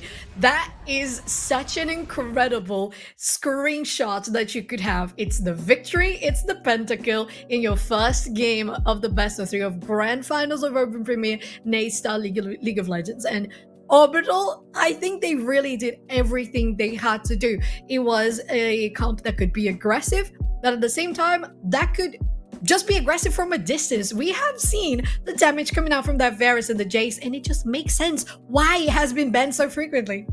It's a ridiculous champion. It played correctly, and I agree. It was such a huge option. Elated played it so well, but in the bot side, we cannot deny that Iceland was also a main star as well. So very, very well done to the entirety of UC Irvine as they now take a step forward in this series, and we'll see if they can do even more. Before we send it to break, I do want to say thank you so much to our sponsors ever so again. We talked about Mavix before, but Monster is also up there, and if you are in the Canadian Collegiate Esports Club area trying to figure out how to get things changed up, well, go ahead and check out Monster Energy Canada as they want to reward you for your community and competitive highlights. Go ahead and follow NACE Starleague on Twitter and submit your application for Esports Club of the Month and get a little bit of awesome stuff going there. You can go ahead and see there on your screen how to do so. With that, we'll go ahead and go to a short break. We'll get ready for game number 2 between UC Irvine and UTM.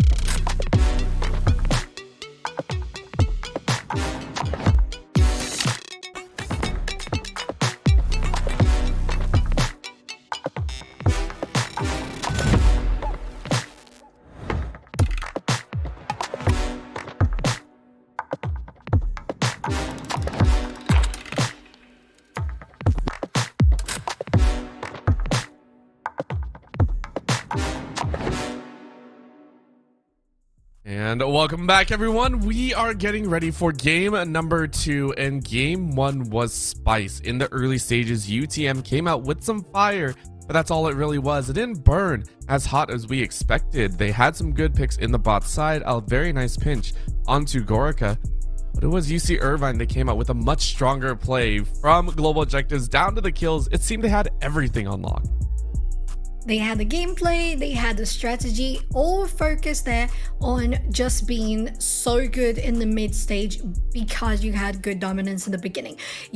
Mike Young was just predominant on all lanes. You had the confidence that your J staff lane was just going to be having the greatest time of their lives. So you focus in the mid, you focus in the bottom, and with that, you just get control over the Drakes, the Heralds, and as what we saw from UCI, they got literally all of them. They got everything and more, and that's why UTM coming into this now, we're watching almost the same thing unfold. UTM are going to have to shake up their draft somehow, and that's going to be in the form of banning out that top side. We did say one of the foundational issues that came out was that Elated ran the top lane show. 2Wall could not do anything, even though they got counterpick, and they dropped it, unfortunately. So the Jace, you just can't deal with it here today. UC Irvine getting a freebie there, and now open themselves up to a jungle pickup if they wish, but they do say, hey, we had an okay time in the bot side. The Varus did what it was supposed to, so let's go ahead and grab it again, even if that means UTM will pinch that down in the game number 2. It just shows a lot of confidence in their ADC, in their composition, especially in the jungle, as I mentioned, because what the Wukong was able to accomplish in the beginning of the game for the bot lane was huge. And UTM now has to be able to knock it down. They have to shut down anything the Varus can do. I like that they wanted to keep the Sivir again. It's very flexible in regards to how it grows, it scales well, it can do quite a lot of things with mobility in the ulti, also being able to dodge abilities with the shield. At the same time, they chose an any, most likely being the support there, and it can just help quite a lot, which I felt was missing somewhat in the previous game. You have to engage with the Taric, but if you miss, it's not going to stun. In this case, you have a very targeted stun. Even if you don't have the tippers with the stun, you can do it with the Q, you can do it with the blank range with the W. And with that, I feel like they're going to enable better how this bot lane is going to transpire in the later stages. And UCI now changing some things up a bit with a Gragas and a Jarvan, which was in the enemy team the last time around. I actually really like this. Stealing away the J4 and getting their own armor down is going to spread things out a little bit more. And the Evelyn coming in here. This one is going to be Echo's little chance at redemption. When you pick this one up, you're not playing for the team fight. It's straight up, just go ham, just go for the kills, go for those crazy moments. And I like it. UTM, they did not have, some of that mid-game burst that you were hoping for, but now you have an execute. I like that change-up. I agree, Orbital. I think that with the execute, you just secure so many things in the later stages. You go invisible, you have so much mobility around the map. I think that's going to be huge if you want to try to counter the very aggressive playstyle that Mike Young had in the previous game.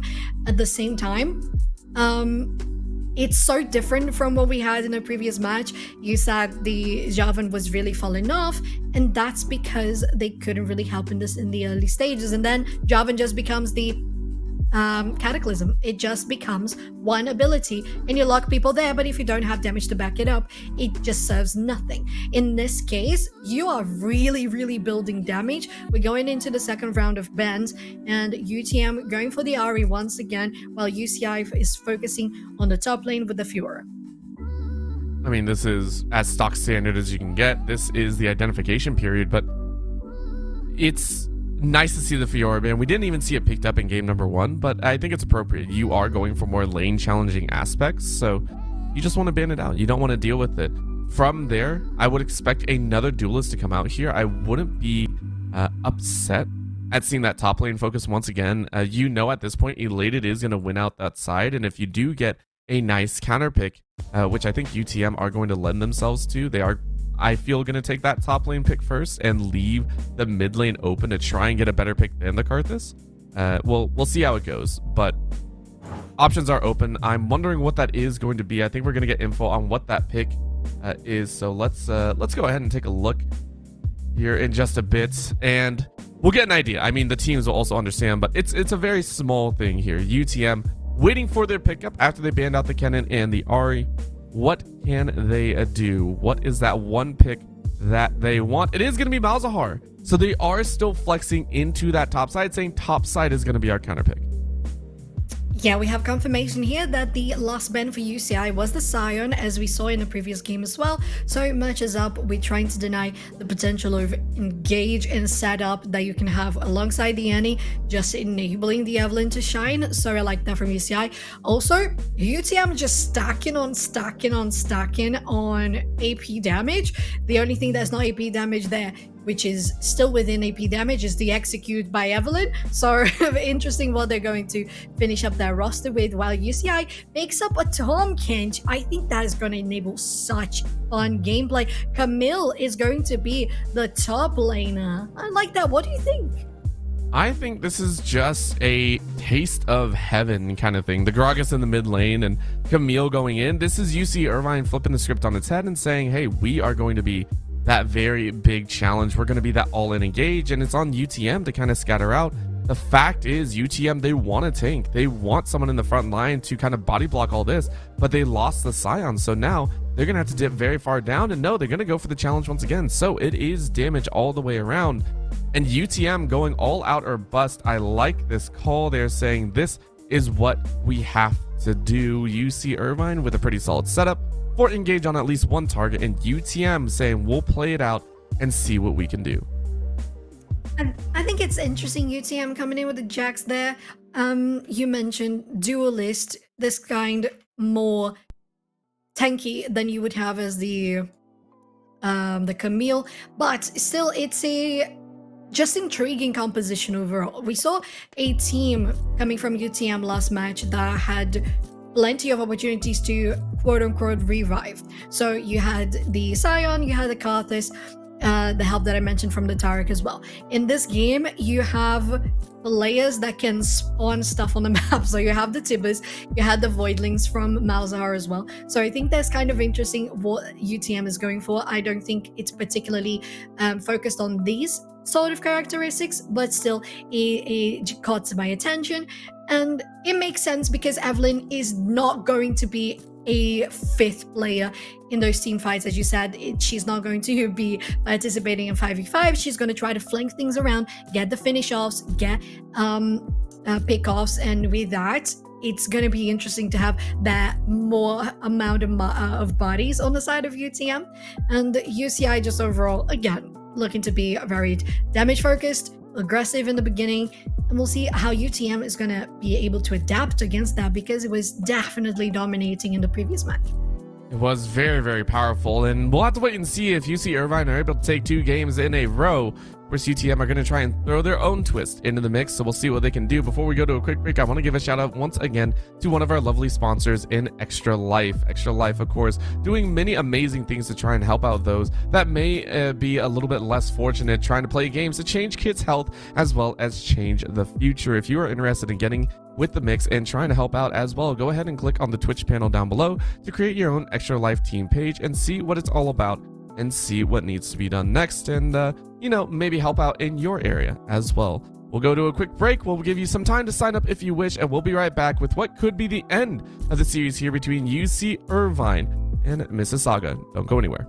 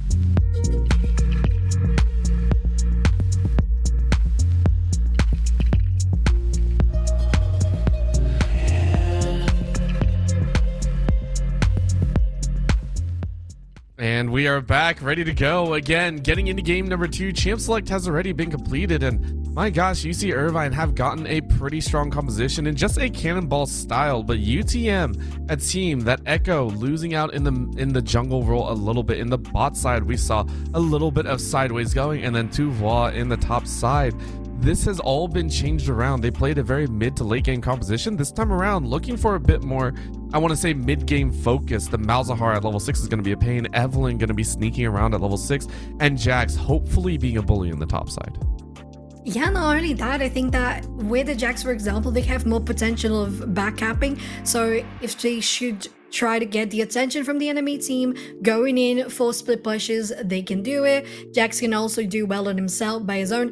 When you, as you said, if the first item at least has been achieved. So it's that mid game that the Jax can do well and fight whoever goes his way. So more potential for UTM all around. And I'm just so interested to see what is going to come out of the Evelyn plays, because she is definitely high risk, high reward. If you can't really go in and execute people and get out, you turn to be a little useless. So we hope for UTM that that's not the case, because this time around UCI has the Jarvan, who was on the hands of their jungler the last time. And we hope for UCI that they can make better use of it. And I mean, we're going to get right into it. You can see it here.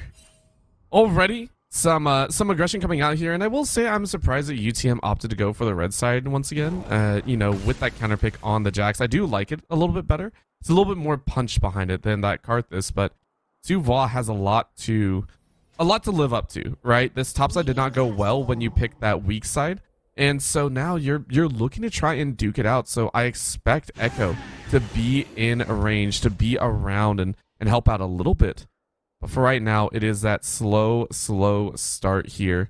Team's just trying to get vision, just trying to get information and gather up from there. I think mid lane could be a nice focus as well for ourselves. We have Cinnamon Bread as a Gragas with first strike. On the other hand, you have Mint V with the Malzahar being able to do so much pressure in regards to pushing out the lane if necessary and dealing damage and taking damage as well. So that could be good. We'll see where the junglers are going to go first, as we have both Elated and Tuvois going in for the smacking around you would always expect from top lane. This is once again that style, but you can already see some of that counter style, the ability of Elated to get away from that counter strike, which is a huge part of Tuvois' kit. So we'll have to keep track and see how that goes and see how that works out. And Elated already stacking that Grasp of the Undying. That is going to be a very, very tanky Camille later on. Bot side though, Gorica and Iceland, even though they're working with a bit lower end range, you can see they're still being able to bully out, and level 2 should roll around and cause a little bit of discourse, which is going to be fun. It's definitely a good choice there, because you have Tom Kent with the ability to heal himself, and with the disadvantage with the range, as you mentioned, that could be very good. He deals quite a lot of damage on the Q in the early stages, especially here in the bot lane when you have two squishies around. No tanks on the side of UTM, so that's going to be much easier. And especially in the beginning with level 1, not allowing the UTM bot lane to get that level 2 advantage is huge for them. Oh man, this is gonna be a chance though. Tuvois getting ganked out here, and that's gonna be the flash away. And honestly, I think they could have followed, but they didn't choose to. There we go. There's the follow that I was looking for, but the counter strike comes right back up. Ignite though, gonna be a bully moment, and it should be the kill. No, final tick doesn't go through. Tuvois chugging that potion as much as possible, but now it's Echo carries, gonna be burning down as well. It's a heavy loss for UTM on the top side, as both Elated and Mike Young happily take that dub. Yeah, you have the Annie burning people down in the bot lane, but who's going to be burning in the top lane is going to be Elated's Ignite and the red buff from Mike Young. They were so close to being taken down there, UTM. They tried to follow up with a counter gank from Echo. Still had to use their flash away, both of them with no summoner spells available, and that's going to be very, very good for UC Irvine to get the pressure in the river. They're already doing it. No, to be fair, it's still the Jax on Tuvois, guaranteeing that this first Scuttle Crab is going to be started off by UTM, so very nice goal there. Oh, Gorica just one hit away from Assidious. but they're still trying to get control over the wave, and the aggression these two can assert in is amazing. It's been powerful. Again, this is not, I think, a lane matchup that you're supposed to be able to outright win like this. It's supposed to be a little bit more even trade back and forth with the stuns possibly coming out of a B, but that also means that you usually have the jungler to help out, and because there is no jungler help, MikeYeung is free roam, first on the top side, now in the bot. You're getting ganks everywhere, which means Echo, yes, you get the free farm, you are up about 4 camps over your opponent, but you're losing out in the laning phase. You can see the shift in focus for the side of UC Irvine paying dividends. I really like, though, the pressure from UTM. We see the Evelyn faking out the recalls there. They noticed, because of spotting the Jarvan in the lower jungle of the red side, that they could be able to take out another camp. Just stealing out and keeping that lead on CS is going to be definitely something to help out UTM, considering that the Evelyn needs it. She needs it so much to be able to do more. She needs to get the XP as well for the level 6, get the ulti, the execute, and the invisibility in the map, which thus far hasn't been able to do that much in regards to ganking. So I appreciate them getting the advantage on the camps instead. Just get whatever you can. Just try and get gold back, and as you said, appreciative of that fact. However, will it lead to the rest of the team winning out as well? Will it lead to advantages for Echo in the rest of the squad? Only time will tell. At this point, we are seeing the CS differential on the bot side actually expand much further. Now Iceland moving in to annoy the rest of a B, Assidious, and Echo. I like it. I like it once again. Just this is UC Irvine's tactic. Pressure out the lanes and then get an advantage in jungle, or just straight up get a jungle advantage. MikeYeung has been on both sides of that coin. It's true, and it's been working so well for them top lane. Elated also getting so much pressure from the damage that Camille can assert in. You're gonna go Cinnamon Bread. They do have ulti, both of them, so you gotta be careful with the suppression from Malzahar. But still, it's just some pressure that they're trying to get in the mid lane, because the rest of the team is focusing on the Drake. It's gonna be an easy one. Evelyn is on the other side of the map, but easy is gonna be the skill on Chuvwa. They have the ignite, they have the last hit, and finally, the first blood of the game on 6.5 minutes. It's so easy for them. It just feels so easy. Elated has been a monster throughout this entire series, even feeling so good as to buy up a Cole on the first back. That is how confident they are in winning this top side. And I mean, they assume correct. Now Mint on the other side, looking like they might have some issues here in the draw back. That's a little bit of a far cast. Because of that, there is no one to stop this channeling. And now Echo coming in to fight off Iceland. There's no one really to help out. MikeYeung was taking that blue buff, but hey, they might be able to bait it in. And yes, they do. Flash out by Iceland, though, just to ensure that that execute does not come in. Lovely timed, not just the flash, but the shield as well. Gotta be careful here. All right, they don't have vision into your jungle, so it was just taking care of, dealing some damage, and annoying, as you said. Iceland just being annoying all throughout. That's what you want to do as a Tahm Kench. You can heal, you're a tank, but you also have somewhat mobility around with your shield as well to just save you from any damage that comes after you. So definitely doing good at that. Bot lane again, Gorica just being a bully once again with the arrows. The CS lead just speaks for itself in the bot lane and top lane, right? It's so good. It's so good. And it will continue. As much as I hate to say it, it will continue. You see Irvine are in control, and this is why you see Echo actually focusing on the one lane that they hope to have advantage, and that's going to be a flash forward. They are going to get a little bit of a slow and a charm. There you go, but now a knockup to try and turn it around, but a quick execute leads to a kill. UTM, once again, finding their first opening in that bot lane. Gorica, though, this is going to be the chance, and you get the kill, but it's still a double kill over to Echo. Probably one of the more unfortunate carries to have it. Beautiful aggression there from Echo. I really love to see it. That's what you want from an assassin like Evelyn. So very well executed. They went in with the flash. They knew they were going to get the kill. They ended up not even dying themselves, so that double kill was super well timed for them. Now, two teams on 2 and 2 kills, still maintaining a nice, comfortable balance in the CS department, in the gold department, I would say, but top lane getting ganked pretty heavily. This is, again, a chance for them to work, and now it's going to be a problem as Echo is able to help out as well. Elated, trying to get to that top side, but it's a little bit too little too late. But now you jump in. The question is, how much further does it go? That's the auto attack to B. Takes down Mike Young, and it's dubs all around for UTM.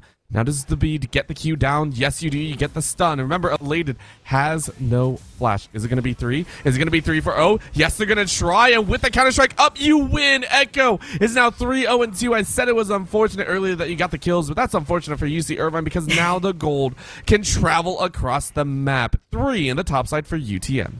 So lovely, and as you said, it's not just the 3 kills, it's 3 kills that converted into into 1 kill and 2 assists because of the presence of the rest of the team.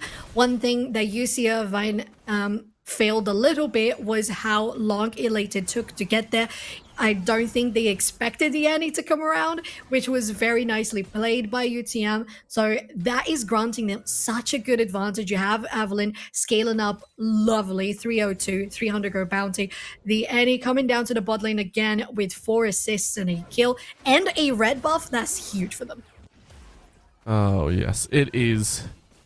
I mean, red buff on Annie is just kind of, okay, whatever it is, but it still wins. Like you said, it's still a huge shift in change. So Mike Young now with this Herald is going to try and bring about some change once again. And it's going to be on Echo because at this point, if Mike Young gets countered, it's a problem. It's a very big problem, and it's a scary problem to have. Mike Young has to be worried and has to be tracking where the opponent is. And you can see here, that's again going to be that chance forward. Cinnamon gets straight out of range of that charm. It says, hey, I know where the jungler is. Yeah, it's one of those things that when you see the heart, you just gotta go away. They don't have much vision around, so they're just relying on that engage from the Evelyn. But at one point, you're going to see Evelyn going in for ganks, going in for kills, not even using the charm because she knows that is going to be a kill already suppressed on Mint. But there's so many people in the mid lane that you can't really stop this Herald push. A lot of gold that was diverted there for 3 members of UC Irvine, and they're really collapsing on the Mint. Yes, they are. Mint, very immobile, but you're not able to get any kills, so you'll take that as a dub, and now the rest of the team has a chance to fight back. That's going to be the charm, and that's going to be the collapse. A massive execute. That is what happens when you fall for the charms of an Evelyn. Echo slaughters 2 and moves for the dragon. Oh, beautiful there. Amazing. Very, very close to getting that Malzahar killed, but it was a doom of UC Irvine to come back from that jungler, the rest of the team as well. Now rotating for the Drake, as you said. That, I'm telling you, they have the proto belts. They have 10 stacks on the seal. With that, the Evelyn is just going to happily roam around the map and not even need the charm to gather kills. She just goes in. You have the Annie to get the CC for yourself. You have the suppress. You have the stun from Chuvois too. Bot lane, Gorka is going to go on a Sidious, and they can't really do much about this one. Oh. Well, What? you can actually do quite a bit as you're looking for that last kill, and you know what? Iceland has to come in and help out. But it was a dicey one. You saw the heal come out from Assidious, and it works well. And at this point, it is actually on this bot side. It is on Gorka because this happens. This is Echo easily picking up these extra kills on the back end of Flash. For Flash, still leaves Echo with the 6-0-2 lead. Already has 10 stacks on the Dark Seal. This is the performance that you would love. This is a dream for any Evelyn players. It's going so well for them. No deaths so far. Over 40 CS ahead on their fellow jungler. And top lane is going to converge on Tuvois again. And it's going to be an easy kill for them while they try to take down the platings as well. Jeez. I was waiting. When was the kill going to happen? There we go. Yeah, it's an appropriate kill, but they are losing out on the other side. So for the first time, it feels like UTM are starting to get advantages after kills. And even when kills are happening against their own team, they feel like they are finding those opportunities. And there it is, right? Echo is able to just slaughter Elated where they stand. And I wouldn't be surprised to start seeing some MR come out. They need to start getting some of that safety in for their tanks. You know, a Maw even coming out, or a Hex Drinker just to sit on. It's very, very dangerous. So UTM feeling a rush like none before. 2K up and going to continue as well. Assidious getting ganked here. And this is going to be the rest of the squads rolling in. Take a look. Gorka wants to try and chase forward, trying to burn that shield, and they do burn it in time. So the Chain of Corruption lands, and it's an easy pickup for the ADC. Super well executed here by UC Irvine. They still had the support on the side of UTM, but they knew that it was going to be successful if they could get the chain. I was going to say the chain of CC, but the chain of corruption as well was definitely part of that CC. And that is going to be good for Gorica as they are falling down behind. And not on the CS department, but definitely in regards to the whole team on itself, because what can a Varus do if Echo goes on them? Not really anything. Nope. This is what's going to happen. It's going to turn into a slaughterfest on both ways. It's who can kill who faster and who gets more out of those kills before.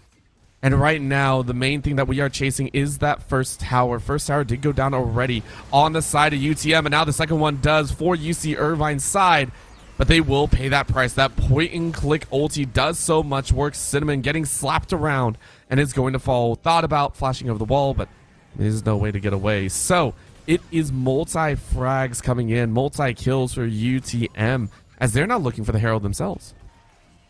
It's just so much damage that Echo can put onto the table. 8-0-2. As I said, you have the Brood about, you have a Banshees as well. The 10 stack Dark Seal. Interesting how it hasn't stacked. Well, oh no, it has, but you have to buy the Magi. Excuse me. Well, either way, my point being that we have seen them going in the top lane, getting the kill on Elated, don't even need the ulti. They just go in on pure raw damage on abilities. Asadias, though, is going to be going down. You can't do much against a Camille being an ADC, having no support.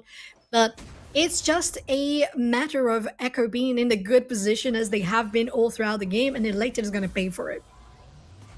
Elated at this point is feeling the pain that Tuvois had earlier.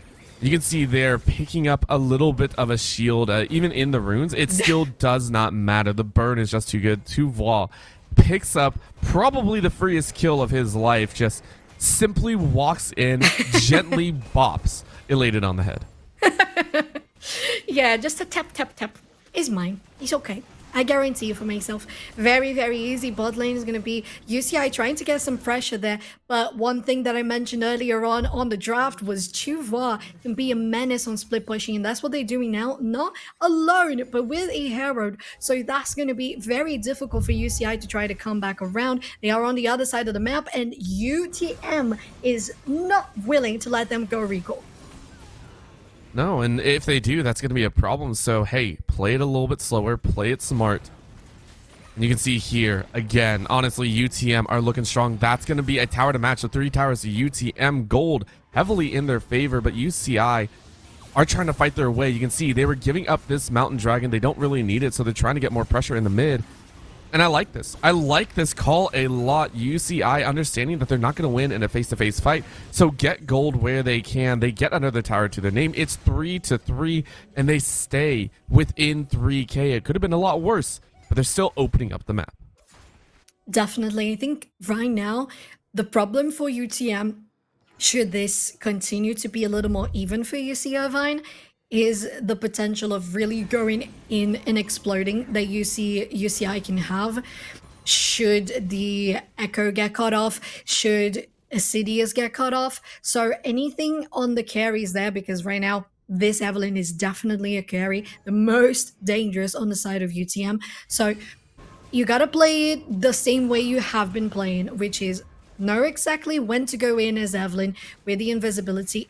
Don't underestimate your damage because you do have enough. That's what we see here going on to Elated. But turns around, Echo is getting damage instead on them. Gorica joins the fight.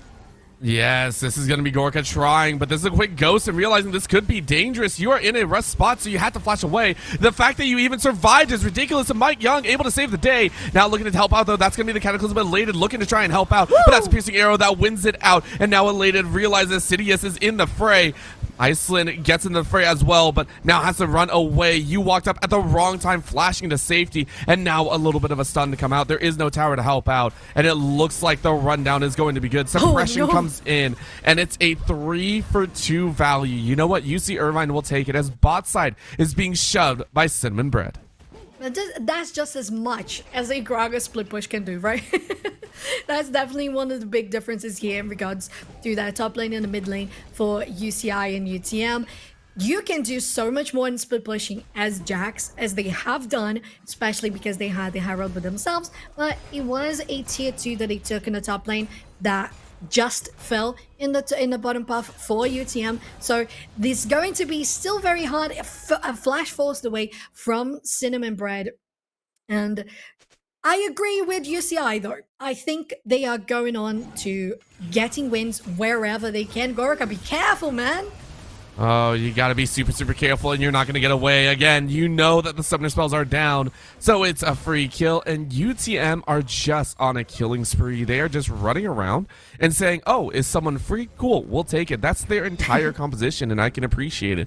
However, keep in mind, they do, once again, have to play to their strengths for all these kills. They need to get wins on the map. They need to get massive chunks as well. And it looks like Elated is starting to have a little bit stronger value for all the time that's been put into the top side. Duvois has yet to really show their stuff. We have Camille going in with the scimitar, so some magic resistance that's coming into play. The boots for both the top and the jungler for UCI as well. That's going to help against this absolutely devastating Evelynn.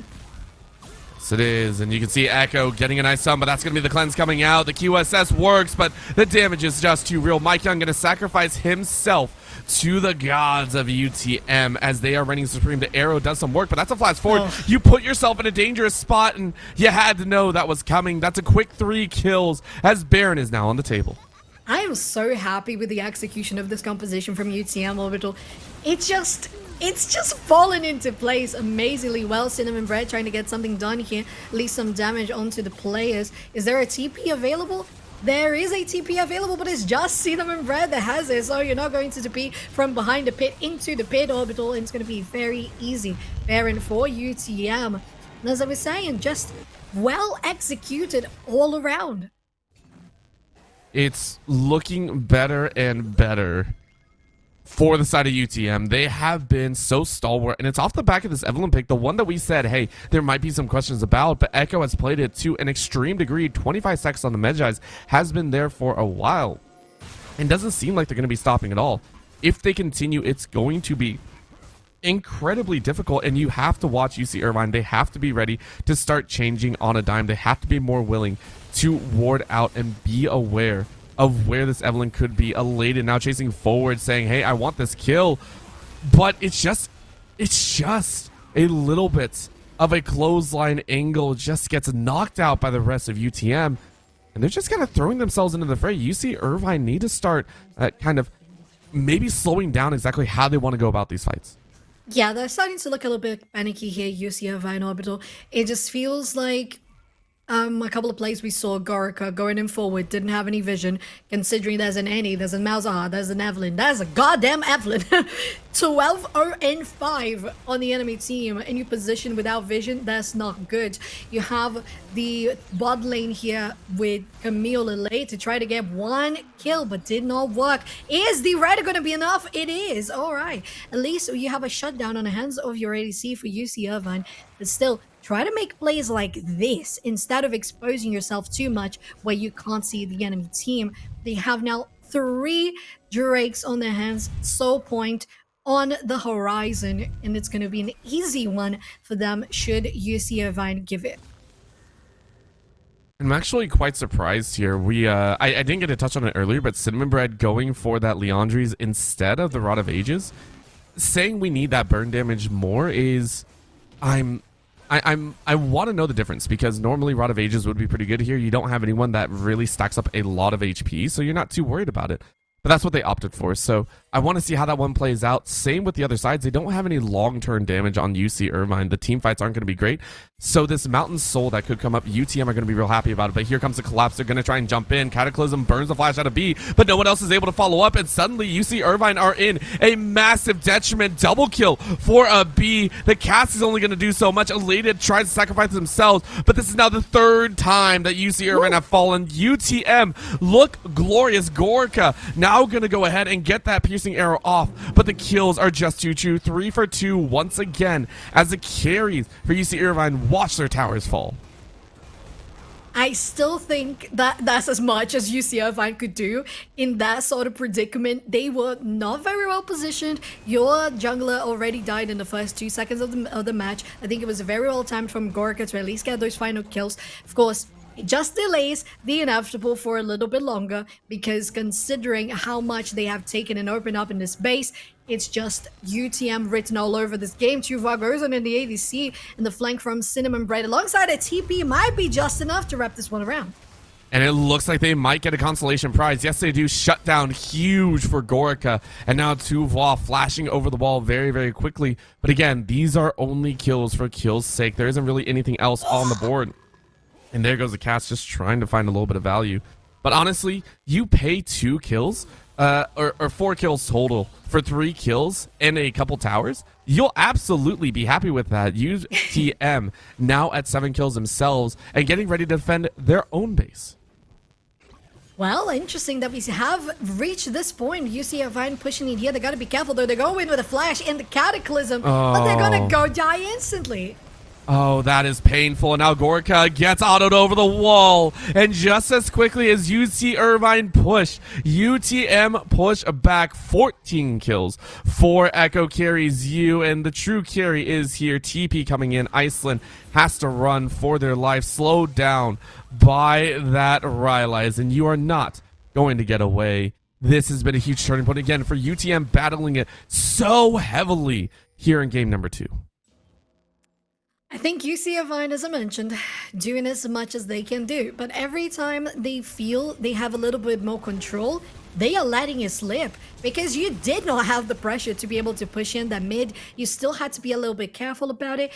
I don't know, if you have that much presence in the enemy side of the map, clear out that jungle, take down their buffs, take the XP and the gold away from them, clear out the waves, send the rest of your team to push out the top lane, get the bounty in the top lane, take down that turret.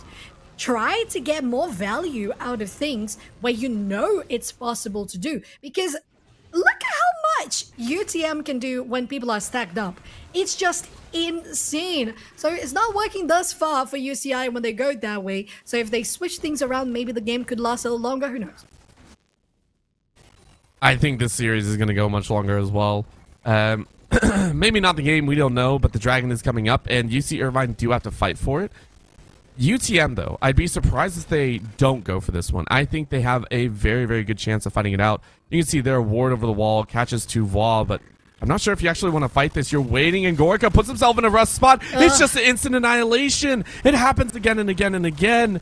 The definition of insanity, do you know what it means? It's that. 7 deaths to Gorka. That feels so bad. As an ADC, having an Evelynn on the enemy team, is the Evelynn 0-12 or is the Evelynn 12-0? You cannot expose yourself like that. She's just going to enable the rest of the team if she is behind, and she's just going to finish you off on her own if she's ahead. So that doesn't work. You have to be so far behind in the back line. You have a Tom Kench with you, but you got to be very close to them for the reaction time to be able to get you swallowed up and protected and surviving the rest of the fight.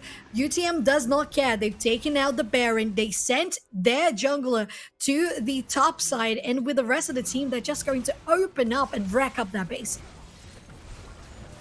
You know what? Mint will die, but it's a small, small price to pay. The burn is enough to slow everyone down, and it doesn't look like they're going to be able to come back and save it. This should be game here. As much as we say, as they collapse, Elated is dead. They bought enough time, but look, the base is in their eyes. They want to get these kills as quickly as possible. I don't think anyone can stop them, and it's not. UTM, from start to finish in game 2, bully their way back to a game 3.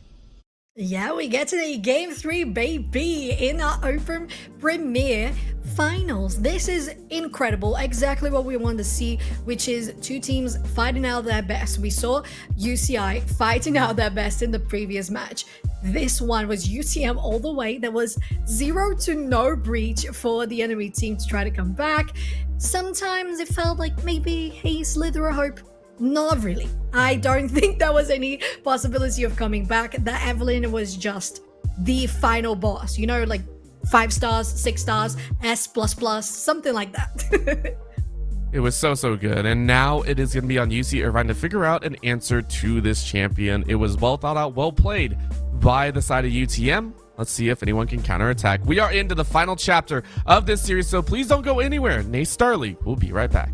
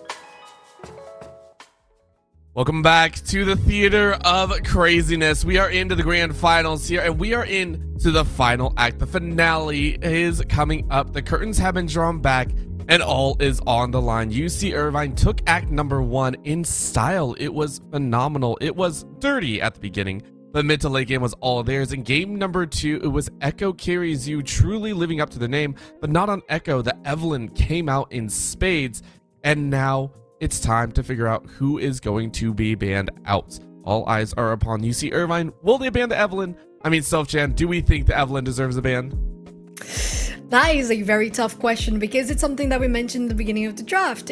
It's something that can go highly well, as it did, or it can just be useless. And you had Echo just making that champion shine so bright. I think that for UCI, I would expect more of a composition that feels more prepared for the potential Evelyn pick instead of getting Evelyn out of the table through a ban, because right now we have such a vast pool of champions that work so well in the top lane. It can be so menacing. In the jungle as well, that is not Evelyn, that it's definitely worth it taking out of the table compared to herself. So I think it's more reliable to go for, okay, we know how to counter and what to do, what to pick to counter the potential Evelyn instead of taking her out of the table.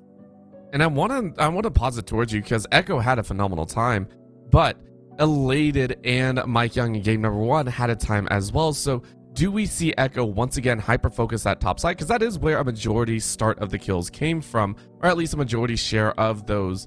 I want to say opportunities came. Yes, we can talk about the bot lane. Yes, we can say Gorica was the one that gave over one of the first kills over there, but it really came about from that top lane 3-0, right? It rolled out so well for UTM. Do we see that happen again? Do we see UC Irvine continue their aggression in the early stages? Do we see them back off? Do we see them play a little bit more safe? And do we see them play more towards that mid to late? I think it depends a lot on what Echo is going to pick in this next game, because considering the Evelyn on the other side, she has a charm. Most champions doesn't have it. Most junglers don't have something very similar to that. So she has a CC. She can do quite a lot of damage in the beginning of the game and a percentage of damage as well from her kit that enables for good turnarounds in counter ganks. And if something different comes around, yes, they can still be super aggressive should they want, but if it's something on the likes of the Evelyn, yeah, maybe be a little more careful. Or if you are super confident that you can turn her down, just focus her. Just her. Don't let her grow and get things shut down from the very get-go. All right, well, there you go. Some thoughts going in. As again, we're going to go back to a quick break. We want to make sure everything's just right for the finals. We want to make sure both teams are set in stone and we will not have any technical issues. So please give us a few moments. We'll be right back in just a bit with the finale.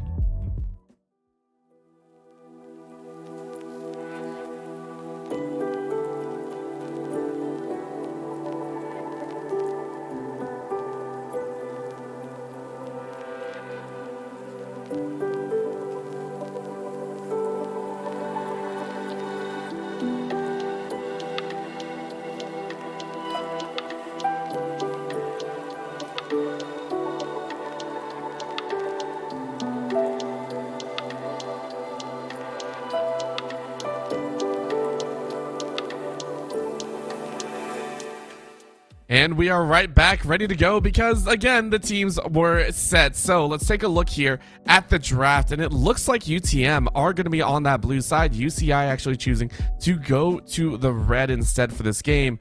And I like this call, a little bit of a shakeup, proper control given to that Evelyn saying, nope, we're not going to deal with this today. But it is Draven banned out against Gorica.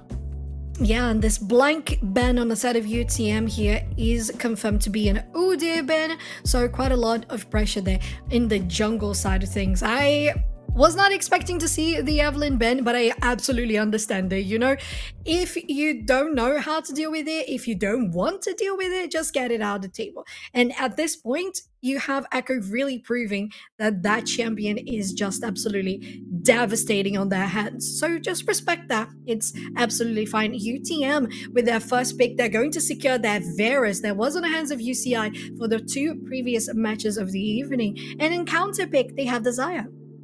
I think that's good. I think that's understood, and I think it's necessary, right? This is going to be a little bit safer. Gorica has been punished for a majority share of the game, and you just can't let that slide. You can't let it happen, so I think it's appropriate. But we are going to get that Wukong. However, we have gotten word that Mike Young will not be piloting that one. It is going to be Yogurt coming in here for the side of UCI, changing things up, maybe having a bit more of a time against the likes of Echo. But this is the question. You had success with aggression for UTM's side. Do you try and go for aggression once again? Do you try and go for that all-out impressive early game jungler and roll from there? There are still some other champions that can do the exact same, but it is not. UTM going for that zestiness. It is going to be that Annie in the bot side. Huge wombo combo potential.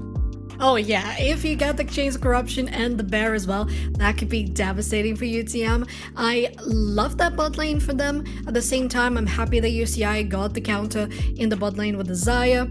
Wukong, we know, super stable and reliable jungler in the stages right now of the season. This Nocturne potential here could be interesting because you not only get yourself a good beginning of game, you probably go in Litho Temple with this jungler, so you can try to get on fights with a Wukong, for example, should you get better vision of them and initiate after their health is already a little bit down. It could go really well for Nocturne, so it has to be well calculated.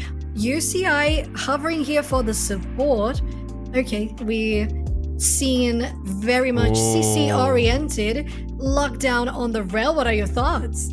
I love it. I love it. I love the tank setup. And again, this is a chance to deal with that Nocturne. We did say UTM are going for a little bit more aggression, but this was also a problem in the mid lane. We saw that Malzahar be an absolute pain in the butt against UCI. So now getting to ban out that other side. Granted, I'm not sure if it would have been optimal to pick it up here. So let's go ahead and just kind of wait and see what happens. The hope, of course, I'm taking a look here. I want to see UCI bring a bit more power behind it as well, though. They need something else to bring the damage, not just the Xayah. As you can see, UTM are going to be ready for them. The Ahri and the Kennen still don't want to give over that roaming potential and the wombo combo as well. Yeah, we have a lot of differences between what we had picked in the other games. Not just because it was banned straight away from UCI. You have Malzahar and Karthus at the table, the two mid laners that played on the side of UTM for the best of 3 so far. So you just really want to narrow things down for your opponent. UCI locking in the LeBlanc. They want to go for aggressive, explosive damage, but also that cannot be that much expressed in the very early stages. You rely on having the help from Wukong to set things up, but as soon as LeBlanc gets online, you have her ulti, you can roam around the map, and that could be very important to get your top and bot lane ahead. And I like this as well because UCI, as you said, the roams can be big, but UTM now pivoting on their all-in aggression and saying, now we need a little bit of safety. Yes, Lissandra can go in, but they're rounding it out. UTM are the ones that are going to want to rush forward. Well, now, in case they have to fall back, the Lissandra should come out. So really, really like that opportune setup. We'll see what they can do, though. We'll see what else they want to round it out with. We are looking forward. Top laner UTM have had success now with some aggression. And because it's not banned away, this was the other side of it. UCI, they had banned Quinn for 2 games in a row. It is left open, so now you need that counter. UCI, though, have given themselves an opportunity. Let's see what they can do. 15 seconds left. You can go for aggression, and you know what? You don't need aggression. When you got the rock, it is going to be Malphite in that top lane. I love it. I think he rounds up well. I think with Rel and Wukong, you can have a lot well-executed plays to be finished off by Xayah and LeBlanc. I like it. On the side of UTM, I am very excited to see what is going to come out of the Quinn in the top lane because, as you just mentioned, she was banned all throughout the series, and with that, just shows how much respect UCI had for this champion in their top side. So because they chose to ban out what had already been played by UTM in the series, they basically run it out. It's Quinn coming to the table, which means that you have a lot of mobility in the hands of your top lane. your jungler as well with the ulti. And Lissandra, she can do quite a bit because of her W, at least getting quick into places or getting out of places quickly. So there's some wiggle room for potential plays that they can have throughout the game that don't require a level 6, then maybe is the case for UCI, considering that they have a Malphite and a LeBlanc, for example. Yes, it is going to be a chance for them, but only time will tell to see if our predictions are true, to see if what we say here on the desk translates to the Rift. Please do not go anywhere. We'll be right back with the finale, with the final, with the last chapter in this book. Only time will tell. UCI versus UTM. We'll be right back.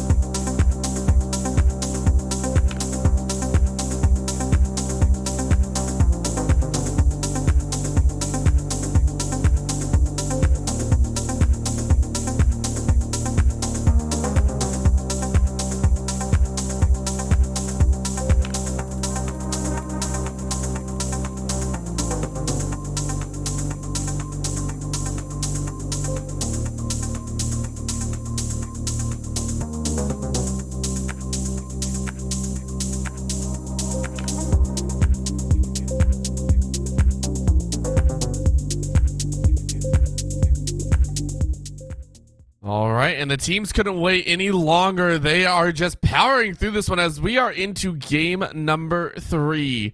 It's exciting to see, though, because, again, UTM fought their way back. Saga, the squad, setting up shop for game number 3, and UC Irvine going to try their best to battle back. And main thing is to look in the top side to Voix on their signature Quinn, but in the jungle, Excelsis ready to go.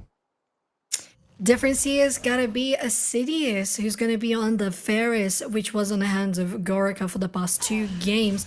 We'll see how that's gonna grow. We have seen Lissandra as well on the side of, I believe it was Cinnamon Bread, wasn't it? And Mint V is going to have this one instead. So quite a bit of changes. Some of those picks that were banned, like the Quinn, are coming out into play, the Malphite as well. And an interesting new pick, all around new, the Rel in the bot lane. We'll see how that's going to perform. So far, just some poke here and there, but I don't think that anyone wants to commit to anything thus far, unless you're a Quinn and you're fighting a Malphite. If you have the opportunity, yeah, you just go in. Not just that, even in the mid lane, we're seeing a little bit of a dance here. Cinnamon Bread on this LeBlanc is looking to try and get some value there. But the bot side is also going to be quite fun. So everywhere brings a little bit of hype, I would say, in this game number 2. But the main one I want to see is Cinnamon Bread. They chose early game here, and we honestly haven't seen too much out of the mid laners. We've seen some fun. Mint V got a solo kill in game number 1. But I want to see some real punch. I want to see these teams go at it hand over fist. And this is, I mean, that's what I'm very, very excited about. So, still being a bully, and this one feels a lot better for UTM. This might be the first time that we actually see them be a little bit of the aggressors in terms of laning. I think, especially in the top lane, it has to be in regards to the fact that they finally have the Quinn that has been banned. Obviously a comfort pick and a targeted ban for UCI, so it's clear that they're going to try to abuse it as much as they can. Mid lane here, Cinnamon Bread would be abusing the Lissandra instead, so UCI coming out on top of that one, because as a LeBlanc, you can do more damage. We have seen this quite a lot, the LeBlanc with the Summon Airy, which can be very aggressive in regards to not only dealing damage with auto attacks, but abilities going in, and so on, so forth. Now bot lane with both of those sides on level 2 might be trying to look for something spicy. Well, both junglers are still going for a full clear on their respective sides. And I mean, this I think is very, very appropriate. Excelsis is coming in for Mike Young, which is some pretty big shoes to fill. But after game number 2, I mean, the door is open for you, right? This is a chance. We did see Mike Young be very, very aggressive early on, but you also know that Echo on this Nocturne is going to want to power farm to level 6, and that's where the ganks get pretty heavy. So in that time, you are quite free to kind of take advantage of lane states wherever you so desire and figure out exactly what you want to do. So I don't see any real problem with this, but I do want to see at least some pressure, you know, clear our wards, get information, and at least visit the lanes a little bit. I appreciate UTM being a little more conservative here in the bot lane. They are freezing the lane because they don't have a vision. They know that the Wukong can be so aggressive. And as you said, they are acting accordingly to the fact that Nocturne is going to be more impactful, or even just impactful on his own, by getting Paranoia on the level 6, which is still very far away from. Because both junglers had the full clear, nobody is able to steal anything thus far. They have to reset. And once again, it looks like UTM, by being more reserved, is looking for that gank. Nocturne is approaching, so that could be a good time for them to act, should UCI stay a little oblivious on the matter. I think they will. I think they're not going to go too crazy up front, but it's information nonetheless. Again, you are safe until that level 6 hits, so slow things down, right? Keep things at a nice, even pace, and when that happens, we're seeing Voix on this top side really try and be a menace. Again, we touched on this fact a little bit. The Quinn being unleashed in game 3 puts a lot of eyes on this top side, which is why we do see this challenge, right? Excelsis is now joining in there, and the wards going down from Voix. And mid lane as well, we're seeing Mint try and get some value there. So every team, both teams trying to jockey for position, trying to get in a favorable light in this game one in the early stages. I think that because of it, they're just focusing so well on farming as well. A lot of damage going on to Mint. V still has the corrupted potion to heal up, but basically it has been dead even, and it's the most balanced in regards to CS it has looked in the entire series orbital. Nobody has that big upper hand like we saw in the previous series, in the previous games, excuse me. So it really just goes to show that they want to make things be very well calculated and very strategically executed. There you go. And I think that means that it actually leans in favor of UTM, right? They're the ones with a slightly bigger ulti pool in terms of how far they can go in. Now, yes, you could say that the Malphite is going to be stronger, but Elated's going to be stuck in that top side. Once level 6 hits, Tuva is going to be roaming around, and that's going to be a pain. The Paranoia will be coming down from Echo, and Mint should have free roam with that Glacial Tomb. There's so much in favor of UTM that keeping things at an even pace lends itself to a better mid-game setup. Of course, what happens here is you see Irvine are able to get this dragon, are able to set up with this first Chemtech, but it's Chemtech. It's not that big of a worry. Second one, though, will be a bit more spice. It's going to be Infernal to play for. Interesting, but it does mean that we're not going to have an Infernal so for this game. Instant ulti here on the top lane. Tuva has to flash away the Q to deal even more damage, but Elated showing that there's still a big powerhouse for UCI. Bot lane getting collapsed, and this party looks to be getting started.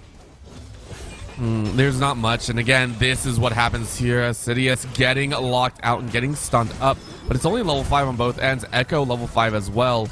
Wukong coming in to try and help out. Excelsis ready to fight.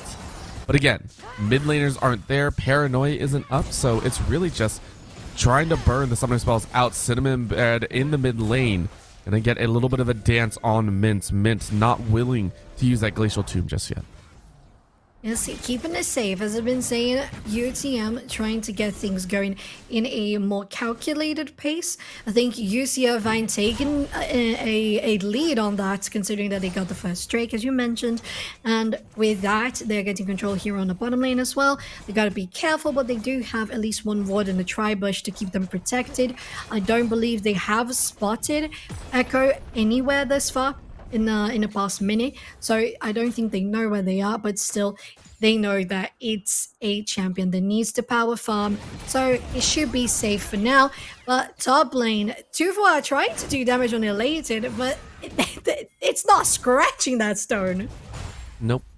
You're not worried either. You're pretty happy about this top lane. You're pretty happy about just kind of sitting up here and farming away, and as long as Elated is not getting ganked by this Nocturne, I mean, you're okay. Really, again, your job is like what Tuva was doing in game number 1. It's keep the Quinn here. Keep your lane opponent in the lane so they don't roam out at all. And that's a Captain Jack cleanse if I've ever seen one. Agorica not wanting to get locked up by the chains. But once again, we see UC Irvine taking the advantage in regards to the map overall, and they conquered the first Drake. They're getting their way onto this first Herald of the game as well.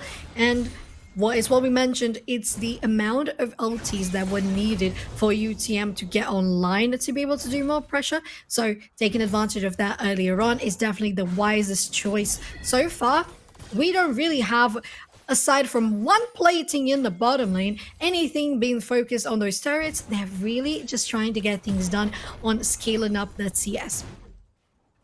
And I like it, right? This is a lot more concentrated in terms of we don't want to make a mistake. You can see both teams were very, very aggressive in games number 1 and 2, but neither team wants to make that mistake. But this is going to be that chance. Paranoia goes in, but it's a quick unstoppable force out, and you're okay with that. Again, Tuva getting a bit of relief in this top side. Unfortunate that is that Elated still has the TP open. If should they want to go in there, they have it. So it's not going to be that much of CS advantage that the Queen would have to go for. Instead, knowing that they do have the TP, they go for the bottom lane instead. And a lot of those platings going down alongside a Herald that UC Irvine conquered in around 2 minutes ago. That's going to be huge for the red team. I don't think it's going to go fully down, but Tuva is ready to try and help out as well. Cinnamon Bread ready to try and fight it out, and that's going to be an ulti in. Look at the knockups. The Cyclones are so good, but it's under the tower. But look at the bloody massacre. It's feathers all around as UTM could not hold back. It all explodes after 10 minutes of play as it's a 3 for 2 for UC Irvine. Now the chains land as well. Elated on the top side, battling out the jungler. And it's a big dub. Oh, the feather's not being recalled. Yes, they actually do. I didn't think it would hit mint, but it works. A massive dub as plates and gold go the way of UCI. Iceland really shining that way through on that play. God, that was incredibly well executed. Going in, getting the knock up, setting it up for the Cyclone as well for Excelsis, and that you just get people lined up perfect to pull out the feathers. As you said, Gorka getting a double kill there, almost a triple as well. They were trying to get mid V down too, but it was at least a stopwatch that was going to be out of the rotation for the mid laner. And they forced out so much on that play. Now around 2k gold ahead, a lot coming from those platers in the bottom lane. But I really appreciate that they, from UTM at least, that they read what was going to go down in the bottom side and they sent Tuvois there. Unfortunately, they did not expect how well executed the play was going to be from Iceland. Scary one thing, but Paranoia goes down once again, and now they're going to dive in this bot side. The second chance, but again, Gorka has been on point. A cleanse come out of well, and the Gale forced to follow up, flash out of B. And with all the engage that UTM tried to lay down, it's still a dangerous aspect. Excelsis still very healthy, but well timed and well tried. That's going to be a walk up, and Gorka eats another arrow. I will say again, as soon as you had the Paranoia, the well-timed knock up from Iceland just basically knocked that engage out of the park. It was not going to be successful on their ADC, although as you would expect from Assidious, the damage from the arrows are still stacking through. If they can lend them, it's going to be very painful. And Irvine, even though they had an ADC so very low on health, they could send them to base, have the rest of the team try to get this one close to a steal, but red team still slains the dragon. I mean, that's all you can really care for. And you see Irvine again, this is their game plan for since game number 1. Yes, it's a little bit slower, but it's appropriate. They were trying in game number 2 to get the objectives, but they just weren't on top of it. So it's right back to it. Get the dragons, stack up those global advantages, whether it nets you an advantage or not. And then you become a bully powerhouse. It is Mountain Drakes as well, which is going to be very important. If you see Irvine, we saw how strong it was in game number 2, right? If in game number 3 it's UC Irvine that have it on top, that Quinn might become a little bit less than optimal. We might see Echo as well become a little bit more dangerous. But look at that AP Malphite on the top side, being a pain in the butt. A final shard should take their life. Even with the heals, it's not going to work. Very close there, but as soon as Elated got into the bush, it was certain that it was going to be a kill. You get out of vision, you can't really predict the unstoppable force coming in. You can only do so much trying to foresee what's going to happen. The range was very close. It was going to hit anyway. Nice kill there by Elated, the first one in the game for them, and still, as you said, the Quinn has not grown at all, staying very far behind on farm, now on 2 kills, on 2 deaths, on the board. And with that, you're just throwing out the advantage that you would have in the beginning of the game for having the range and the potential mobility that Quinn has. It's just not being impactful enough. They're going to try to collapse here on Cinnamon Bread, but there's a lot of mobility this mid laner can have. Very scary as well. You just gotta be a little bit careful, gotta be a little bit smart, and we'll see what they can do. Waiting around here, we are moving into the latter stages of this game number 3, at least the mid game, right? And that's where the big questions come out. We're seeing the rotations come in as Gorka and Iceland move to the top side. Bot lane already being taken down, and they want to try and pressure for this Herald as well. So get everything right. Don't give UTM a chance, and maybe find a couple members in rotation. Echo, though, just now rotating towards this mid lane. Look for the big wombo combo that could be coming in. And that's the sort of chokehold that UTM had on them in the last game, which makes sense for UCI to have instead. Oh, they lose the vision. They can't go in. It's just going to be a ulti wasted there, Orbital. Very unfortunate for UTM. As you said, they're going to take UCI this Herald. They, unfortunately for UTM, dominating every single objective so far. And one thing that I was going to mention is they not only did that in regards to Drakes and Heralds, gosh, they were the only ones to take plating value out of the early game. We just hit 15 minutes, the plates fallen 1 minute ago, and it was just the bot lane that had full plates taken down by UCI. The whole entirety of tier 1s on the red side have been mostly untouched, so nothing of value came out of that, which really means that UCI has now 4k gold ahead. That is translating not just on their skills, but on these secures as well. And that hurts a lot, honestly, seeing that drop of the paranoia. So now, as you said, everything in the advantage of UC Irvine. So what do we get to wait and see for? And I did point it out earlier, a little bit elated going that AP Malphite being that bully damage, and it should bring value later, but that does mean that mid to late game, it's gonna be a little bit of a problem. That Malphite won't be as tanky as you think, but you don't need tank when you can just kill them. So blue buff being handed the way of Excelsis.